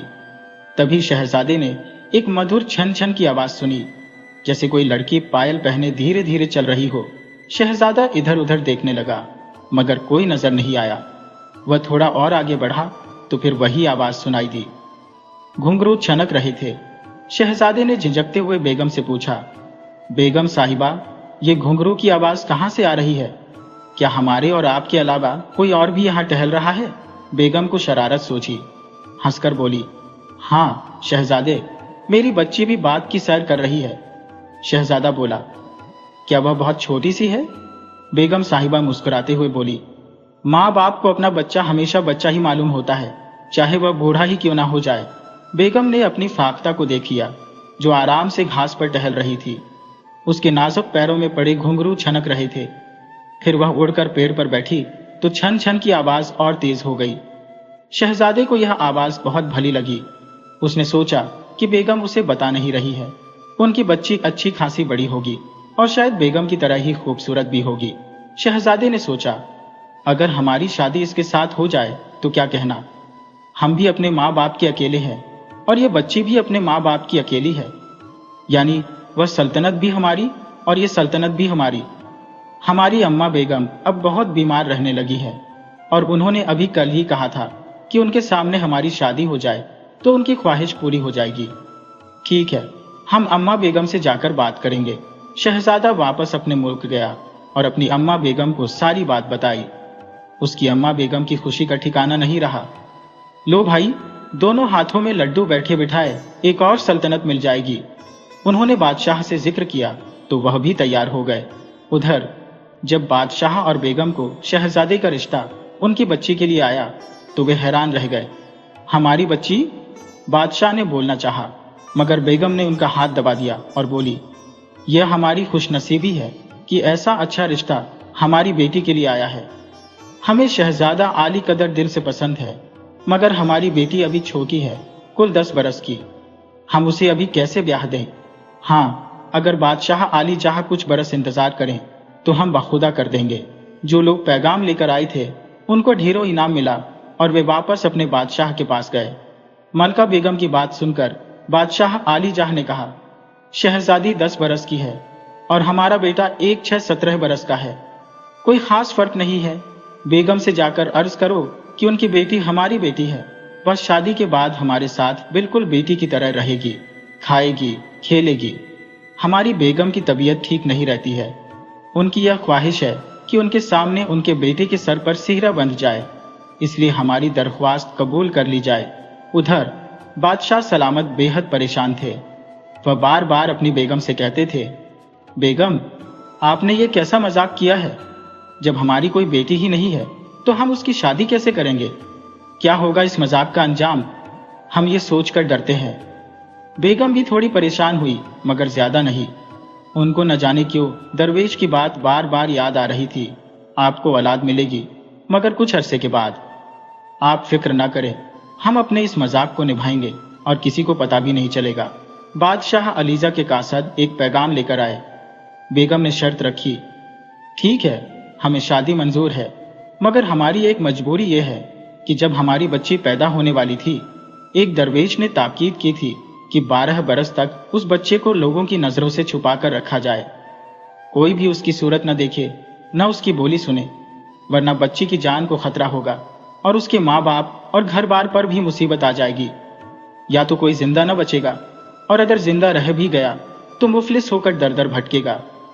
अब बादशाह अलीजा सोच समझ ले, अगर हमारी शर्त मंजूर है तो हम शादी करेंगे।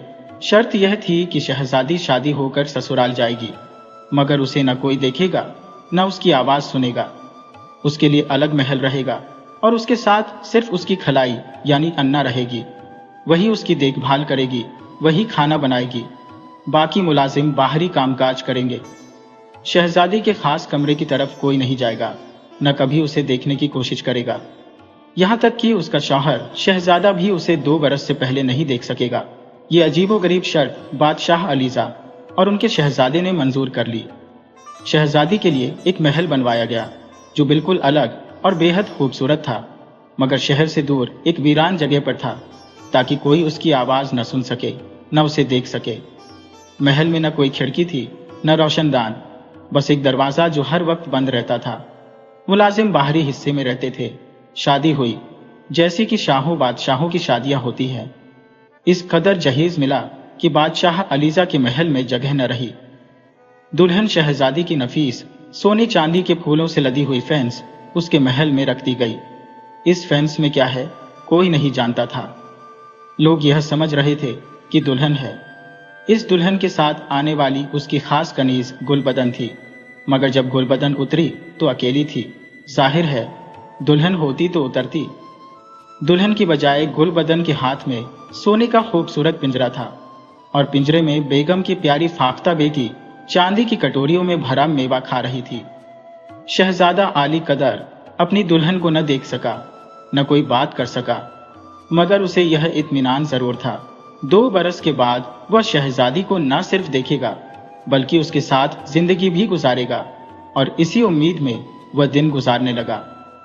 बेगम को अपनी फाख्ता शहजादी की याद सताती तो वह कुछ रोज के लिए उसको अपने यहां बुलवा लेती। बड़ी शान के साथ सवारी जाती। फेंस में गुलबदन होती, गुलबदन की गोद में पिंजरा होता, और फेंस यानी पालकी के दरवाजे बंद होते। ये बंद पालकी बेगम के कमरे में रख दी जाती। बेगम बड़ी खुश थी। उनको भी बस यही उम्मीद खुश रखती थी कि एक दिन उनको फाख्ता शहजादी की जगह एक चांद सी बेटी मिल जाएगी। वह दरवेश की पेशनगोई पूरी होने का रास्ता देखा करती थी। कई महीने गुजर गए, सब कुछ ठीक ठाक चल रहा था। एक रोज शहजादा आली कदर की अम्मा बेगम की तबीयत ज्यादा खराब हो गई। उन्होंने बादशाह अलीजा से कहा, बादशाह सलामत, मुझे लगता है मैं जिंदा ना रहूंगी। मेरी एक ख्वाहिश पूरी कर दे ताकि मेरी मौत आसान हो जाए। बादशाह अलीजा ने आंसू बहाते हुए कहा, मलका, आप अपनी ख्वाहिश बताएं। मलका ने कहा, मैं चाहती हूँ एक बार अपनी बहू शहजादा आली कदर की दुल्हन को देख लो। बादशाह अलीजाह ने घबराकर कहा, मलका, आपको तो वह शर्त मालूम ही है कि दुल्हन शहजादी को ना कोई देखे, ना उसकी कोई आवाज सुने, वरना वह भी खुदा न खस्ता मर सकती है और उसको देखने वाला भी खत्म हो सकता है। सिर्फ वही नहीं, उसके खानदान पर भी तबाही आ सकती है। मुझे मालूम है बादशाह सलामत, मगर क्या करो, दिल नहीं मानता। यह हसरत लेकर दुनिया से जाऊंगी तो मेरी रूह को सुकून नहीं मिलेगा। बादशाह अलीजा परेशान थे कि क्या करें। शहजादा आली कदर भी कम परेशान नहीं था। एक तरफ वह शर्त, दूसरी तरफ मरती हुई मां की ख्वाहिश। वजीर आजम ने मशवरा दिया, सुल्तान आली, एक तरीका है जिससे मलका आलम की ख्वाहिश भी पूरी हो सकती है और शर्त भी नहीं टूटेगी। वह तरीका क्या है? वजीर आजम, बताओ, हम बहुत परेशान हैं। बादशाह अलीजाह ने कहा और बेचैनी के साथ चहलने लगे। वह तरीका यह है अलीजा, मलका आलिया का छप्पर खट दुल्हन शहजादी के महल में ले जाया जाए। दुल्हन शहजादी न अपनी सूरत दिखाए न बोली सुनाए, बस कमरे के अंदर टहलने के अंदाज में चले फिरे। उनके पैरों में सुना है घुंघरू पायल रहती है। ये उनकी वालिदा ने बचपन से उनको पहना रखी है और इस पायल को हर साल उनकी सालगिरह के मौके पर कुछ सोना डालकर बढ़वा लिया जाता है। जब दुल्हन शहजादी कमरे के फर्श पर चलेंगी तो उनकी पायल के घुंघरू की छनक या खनक बाहर आएगी। मलका आलिया उस खनक को सुनेगी और उनको समझाया जाएगा कि इस खनक को सुनकर मुतमिन हो जाए कि उनकी बहू शहजादी उनके पास है और 2 बरस के बाद वह इस मुल्क पर उनकी जगह बेगम बनकर राज करेगी। वाह वजीर आजम, बादशाह अलीजा ने प्रसन्नता से कहा, तुमने तो मेरी चिंता पल भर में दूर कर दी। और फिर वही हुआ। मलका बेगम वजीर आजम की योजना पर सहमत हो गईं।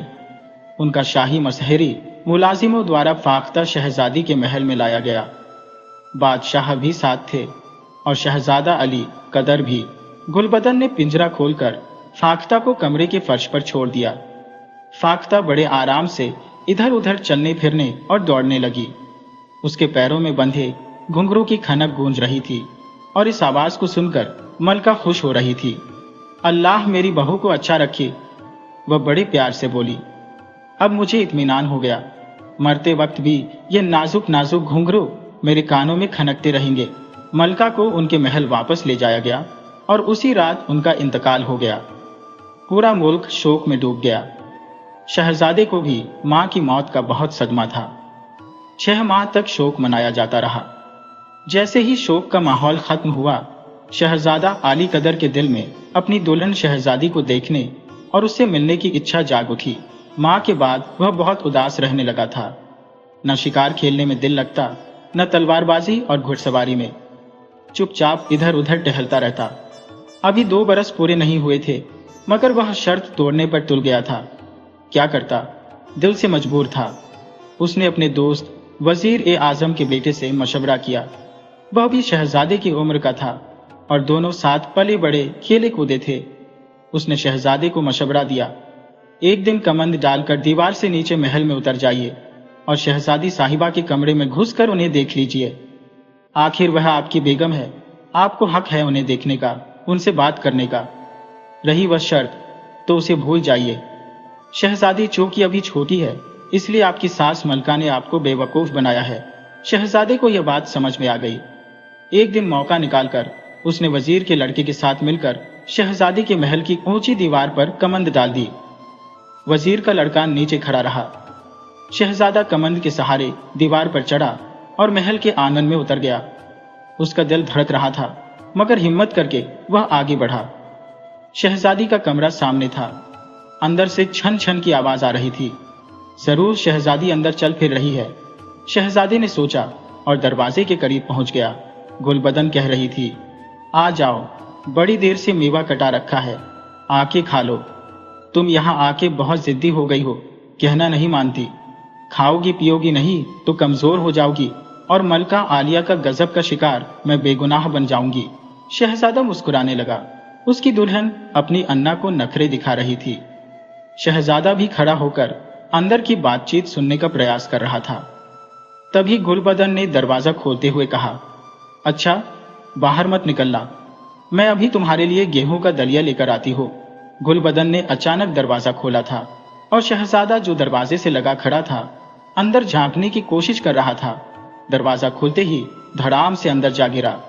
उधर गुलबदन के मुंह से चीख निकली, इधर शहजादा चीख पड़ा। फाख्ता शहजादी जो कमरे के फर्श पर दौड़ रही थी, फड़फड़ाकर उड़ी और खुले दरवाजे से बाहर निकल गई। उसके पैरों में पड़े घुंघरू छन छन बज रहे थे। गुलबदन बदहवास हो गई थी। वह चिल्लाती हुई फाख्ता के पीछे दौड़ी, अरे मैं मर गई, हाय मैं लुट गई। अरे कहाँ जा रही है शहजादी, मेरे ऊपर रहम कर, मलका आलिया मुझे जिंदा नहीं छोड़ेगी। अपनी चोट भूलकर शहजादा आली कदर भी हैरान और परेशान दौड़ पड़ा। वो कुछ भी समझ नहीं पा रहा था। शहजादी कहाँ है, ये चिड़िया कैसी थी, कहाँ थी जो उड़कर निकली है। बाहर आकर उसने देखा एक बहुत खूबसूरत तंदुरुस्त चिकनी फाख्ता महल की दीवार पर बैठी थी। शहजादी कहाँ है? शहजादा अली कदर ने घबराकर पूछा। गुलबदन को जैसे होश आ गया। उसने फटी फटी आंखों से शहजादे को देखा। अभी तक उसे बेगम के जलाल का डर था, मगर अब फाख्ता शहजादी का राज खुल जाने के डर ने उसे हिला दिया। फाख्ता फड़फड़ाकर उड़ी और पता नहीं किधर निकल गई। उसके घुंघरू की खनक कुछ देर तक सुनाई देने के बाद बंद हो गई। शहजादे ने गुलबदन की तरफ देखा। गुलबदन के दिमाग में एक बिजली सी कौंध गई। अभी वक्त गया नहीं था, उसके हाथ में था। उसने एक लंबी ऊंची चीख मारी और अपने बाल नचाती हुई पागलों की तरह चीखने और रोने लगी। शहजादे, गजब कर दिया आपने, शर्त तोड़ दी। अभी 2 साल पूरे नहीं हुए थे कि शहजादी का पर्दा खोल दिया। अरे शहजादे साहब, ये फाख्ता जो अभी उड़कर गई है हमारी शहजादी थी। शहजादी? शहजादा हैरत से बोला। हाँ हाँ, शहजादी। दरवेश ने कहा था कि अगर 12 बरस पहले किसी की नजर शहजादी पर पड़ गई तो वह परिंदा बन जाएगी। हाय शहजादे, ये आपने क्या किया? मगर मैं तो उसे देख भी नहीं पाया, शहजादे ने बोलना चाहा। अरे आपने नहीं देखा, उसकी नजर तो पड़ गई आप पर। दरवेश ने बताया था कि अगर किसी ने उसे देखा या उसकी नजर किसी इंसान पर पड़ी तो वह परिंदा बनकर उड़ जाएगी। हाय, तभी वह एकदम फड़फड़ाकर उड़ी थी। उसने आपको देख लिया था। अरे अब मैं क्या करूं? बेगम को यह स्याह चेहरा किस तरह दिखाऊं? वह जमीन पर गिरकर रोने लगी और लौटने लगी। उसके आंसू झूठे थे, वह जबरदस्त अभिनय कर रही थी। हाय, मेरी शहजादी चली गई, उड़ गई, परिंदा बन गई। अब मैं बेगम को क्या चेहरा दिखाऊंगी? अरे शहजादे साहब, बादशाह सलामत मुझे जमीन में जिंदा गाड़ देंगे, मेरे ऊपर शिकारी कुत्ते छोड़ देंगे। शहजादा बेचारा इस कदर घबराया कि वहां से भाग निकला। ये घटना जब बादशाह अलीजा को मालूम हुई, उन्होंने गुलबदन को बुलवाया। गुलबदन हाल से बेहाल बादशाह के सामने पहुंची और धड़ाम से जमीन पर गिरकर बेहोश हो गई। बड़े जतन के बाद उसे होश आया। तब बादशाह ने कुरेद कुरेद कर उससे पूछा। उसने वही कहानी बताई जो बेगम ने उसे रटा दी थी। न शहजादे ने देखने की गलती की होती, न वह परिंदा बनती। गुलबदन बस यही रटे जा रही थी। बादशाह अलीजा को भी इस कहानी पर यकीन करना पड़ा। उन्होंने शहजादा अली कदर को बहुत डांटा, बहुत बुरा भला कहा, मगर होता भी क्या? ज्यादा कहते सुनते तो शहजादा गुस्से में आकर कहीं चला जाता और एक ही इकलौता लाडला बेटा था, वह भी उनकी प्यारी बेगम की निशानी। सब्र करके बैठ गए। गुलबदन ने उनसे दरख्वास्त की कि उसे वापस उसके मुल्क भेज दिया जाए। अब उसके यहाँ रहने का कोई मतलब भी नहीं था, इसलिए उसे वापस कर दिया गया। बादशाह अलीजाह ने चाहा कि शहजादा अली कदर की दूसरी शादी कर दी जाए, मगर शहजादा तैयार नहीं हुआ। उसके दिमाग में खुदा जाने क्या आया कि वह रोज अपने दोस्त वजीरजादे को साथ लेकर जंगल में निकल जाता। वह उस रास्ते से जाता जिस रास्ते पर उसने फाख्ता को जाते देखा था। सारा दिन वह जंगल में घूमता, एक एक पेड़, एक एक झाड़ी को देखता, नदी के किनारे टहलता, मगर उसे फाख्ता नजर न आती। बादशाह अलीजाह ने उसे मना करना या टोकना मुनासिब नहीं समझा। उनका ख्याल था कि शहजादे की यह दीवानगी वक्ती है, कुछ रोज के बाद वह खुद घबरा जाएगा। इस तरह बहुत सारे दिन गुजर गए। अब सुनो बेगम का जिक्र। जब गुलबदन ने वहां पहुंचकर यह सब हाल बताया तो बेगम ने दिल थाम लिया। एक तो अपनी प्यारी फाख्ता का गम, दूसरे इस बात का गम कि दरवेश ने गलत कहा था। 10 साल हो चुके थे, औलाद की आरजू पूरी नहीं हुई थी। औलाद की तरफ पाली हुई फाख्ता भी हाथ से जा चुकी थी। उनको फिर दुखों ने घेरा। अपने बाग में वह जाती जरूर, मगर अब वह खुशी नहीं रही थी। चुपचाप एक जगह बैठी इधर उधर देखा करती। बादशाह सलामत ने बहुत समझाया, मगर उनकी हालत न बदली। गुलबदन हर वक्त उनके साथ रहा करती और उनकी यह हालत देखकर कुर्ती रहती। एक रोज बेगम बाग में टहल रही थी कि फाटक पर कुछ शोर और गुल सा हुआ। पहरेदार किसी को डांट रहे थे। बेगम ने गुलबदन से कहा, जाओ देखो यह शोर कैसा है। वह जल्दी जल्दी फाटक की तरफ दौड़ी। बेगम आगे बढ़कर हौज के किनारे बैठ गई और खाली खाली नजरों से तैरती हुई रंगीन मछलियों को देखने लगी। अचानक उन्हें ऐसा प्रतीत हुआ कि उनकी प्यारी फाख्ता कहीं आसपास ही चल रही है। घुंघरू की आवाज सुनकर वे चौंक कर खड़ी हो गईं और बेख्याली में उनके मुंह से निकला, मेरी बच्ची, कहाँ हो तुम? तभी एक मीठी और नरम आवाज आई, मैं यहाँ हूं अम्मा बेगम, आपके पास। घुंघरू जोर जोर से छनकने लगे और साथ ही गुलबदन की खुशी से कांपती हुई आवाज उभरी, मल्लिका आलिया का इकबाल बुलंद हो, आपको अल्लाह ने पली पलाई बेटी अता की है। बेगम को अपनी आंखों पर विश्वास नहीं हो रहा था। उन्होंने बाएं हाथ से अपने दाहिने बाजू पर जोर से चुटकी काटी। बेहद गोरी चिट्टी 10-11 वर्ष की एक लड़की, जिसके गालों पर गुलाब खिल रहे थे, जिसकी आंखों में हीरे जैसी चमक थी और जिसके लंबे लंबे स्याह बाल सावन भादों की घटाओं की तरह झूम रहे थे, सुर्ख रंग के लिबास में उनके सामने खड़ी मुस्कुरा रही थी। ये लड़की, बेगम हकलाते हुए बोली। गुलबदन ने हंसकर लड़की का हाथ पकड़ा और बेगम की तरफ धकेला। अल्लाह ने दी है आपको बेटी, ठीक 10 साल के बाद। दरवेश साहब ने कहा था ना कि औलाद का सुख मिलेगा आपको। बेगम खुशी के मारे फूली नहीं समा रही थी। उन्होंने दोनों हाथ फैलाकर लड़की को अपने सीने से लगा लिया। लड़की के जिस्म से गुलाब के फूलों की महक आ रही थी और बाल जूही के फूलों की तरह खुशबुएं लुटा रहे थे। लड़की भी बड़ी मोहब्बत के साथ उनसे लिपट गई। माँ, मेरी माँ, वह बार बार कह रही थी और बेगम का मुंह चूम रही थी। मैं आपकी फाख्ता हूँ, आपने मुझे नहीं पहचाना, मगर मैंने आपको पहचान लिया है। मेरी बच्ची, मेरी शहजादी, बेगम ने कहा। ये बता, तू कैसे आई, किधर से आई? लंबा किस्सा है, आराम से बैठिए तो सुनाओ। लड़की ने उत्तर दिया। यह सब बातें हो ही रही थी कि बादशाह सलामत भी तशरीफ लाए। वे हैरान भी थे और खुश भी। देखा बेगम, मैंने कहा था ना आपको कि आपके सब्र का फल मिलेगा। देखिए, मिल गई आपको गुलाब के फूल जैसी बेटी। बादशाह ने भी लड़की को गले लगाया। फिर आराम से सब लोग बैठकर फाख्ता शहजादी की कहानी सुनने लगे। शहजादी बताने लगी। मैं अपने कमरे से बाहर निकली और दीवार पर बैठी तो शहजादे को अपनी तरफ आते देखकर घबरा गई। इसी घबराहट में उड़ती उड़ती शहर से निकलकर जंगल में पहुंच गई। एक ऊंचे पेड़ पर बैठकर मैंने सांस बराबर की। फिर अम्मा बेगम को याद करके रोने लगी। उस पेड़ के नीचे एक दरवेश साहब कंबल बिछाए बैठे इबादत कर रहे थे। मेरी आंखों से आंसू बारिश के कतरे की तरह उन पर गिरे तो उन्होंने सर उठाकर मेरी तरफ देखा। तुम क्यों रो रही हो, प्यारी फाख्ता? उन्होंने शहद की तरह मीठे लहजे में मुझसे पूछा। मैंने सिसक कर कहा, जनाब, मैं अपनी माँ बेगम से बिछड़ गई हूँ और अब उनसे मिलने की कोई उम्मीद भी नहीं है। इस लक्कोदक जंगल में मेरा दिल घबरा रहा है। बताइए, रो नहीं तो क्या करूं? दरवेश साहब के होठों पर एक मुस्कान उभरी। उन्होंने कहा, तुम बेगम की पुत्री हो, है ना? मैंने उनसे कहा था कि एक दिन उन्हें संतान का सुख अवश्य मिलेगा और आज शायद वह समय आ गया है। आओ, नीचे आओ, भयभीत मत हो। उनके कहने पर मैं डरते डरते उनके पास उतर आई। उन्होंने मुझे पुचकारा और मेरे शरीर पर हाथ फेरा। बड़ी देर तक कुछ पढ़ते रहे, फिर अपने गले से उतारकर ये माला मेरे गले में डाल दी। लड़की ने अपने नाजुक नाजुक गोरे गोरे गले में पड़ी स्याह दानों की तस्बीह नुमा माला दिखाई। जैसे ही यह माला मेरे गले में आई, मैं फाख्ता से इस रूप में आ गई। लड़की बड़े भोलेपन से बता रही थी। मैं तो बहुत डर गई थी बेगम, मगर दरवेश साहब ने मुझे समझाया कि तुम मल्लिका की बेटी बनकर आई हो। अब अपने माँ बाप का नाम रोशन करना, उनका दिल खुश करना और अपने ससुराल में भी सबको खुश रखना, सबकी इज्जत करना, कोई बेजा जिद न करना, कभी गरूर और घमंड न करना और इस माला को हमेशा अपने गले में रखना। मुझे भूख लगी तो दरवेश साहब ने अपने झोले से निकालकर मुझे एक रोटी और थोड़ा सा नमक दिया। मैंने वह खाया। आह, क्या बताऊं, इस सूखी रोटी में कितना मजा था।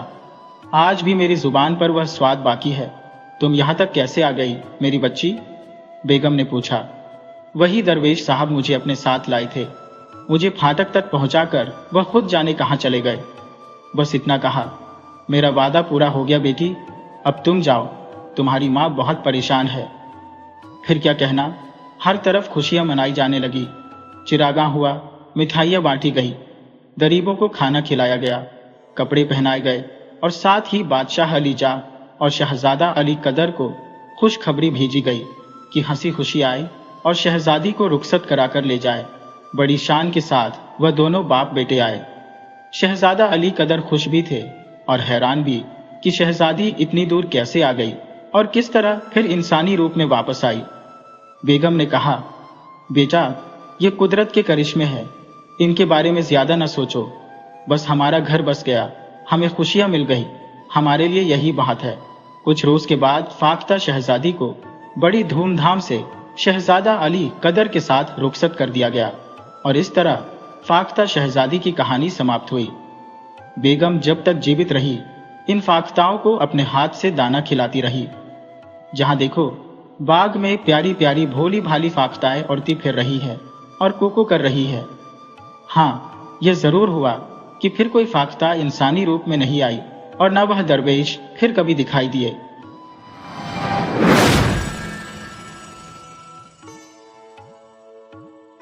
वीडियो अच्छी लगी हो तो इसे लाइक करें और ऐसे ही मज़ेदार कहानियों के लिए चैनल को सब्सक्राइब करें और बेल आइकन दबाएं। ज़्यादा से ज़्यादा अपने दोस्तों को शेयर करें। धन्यवाद।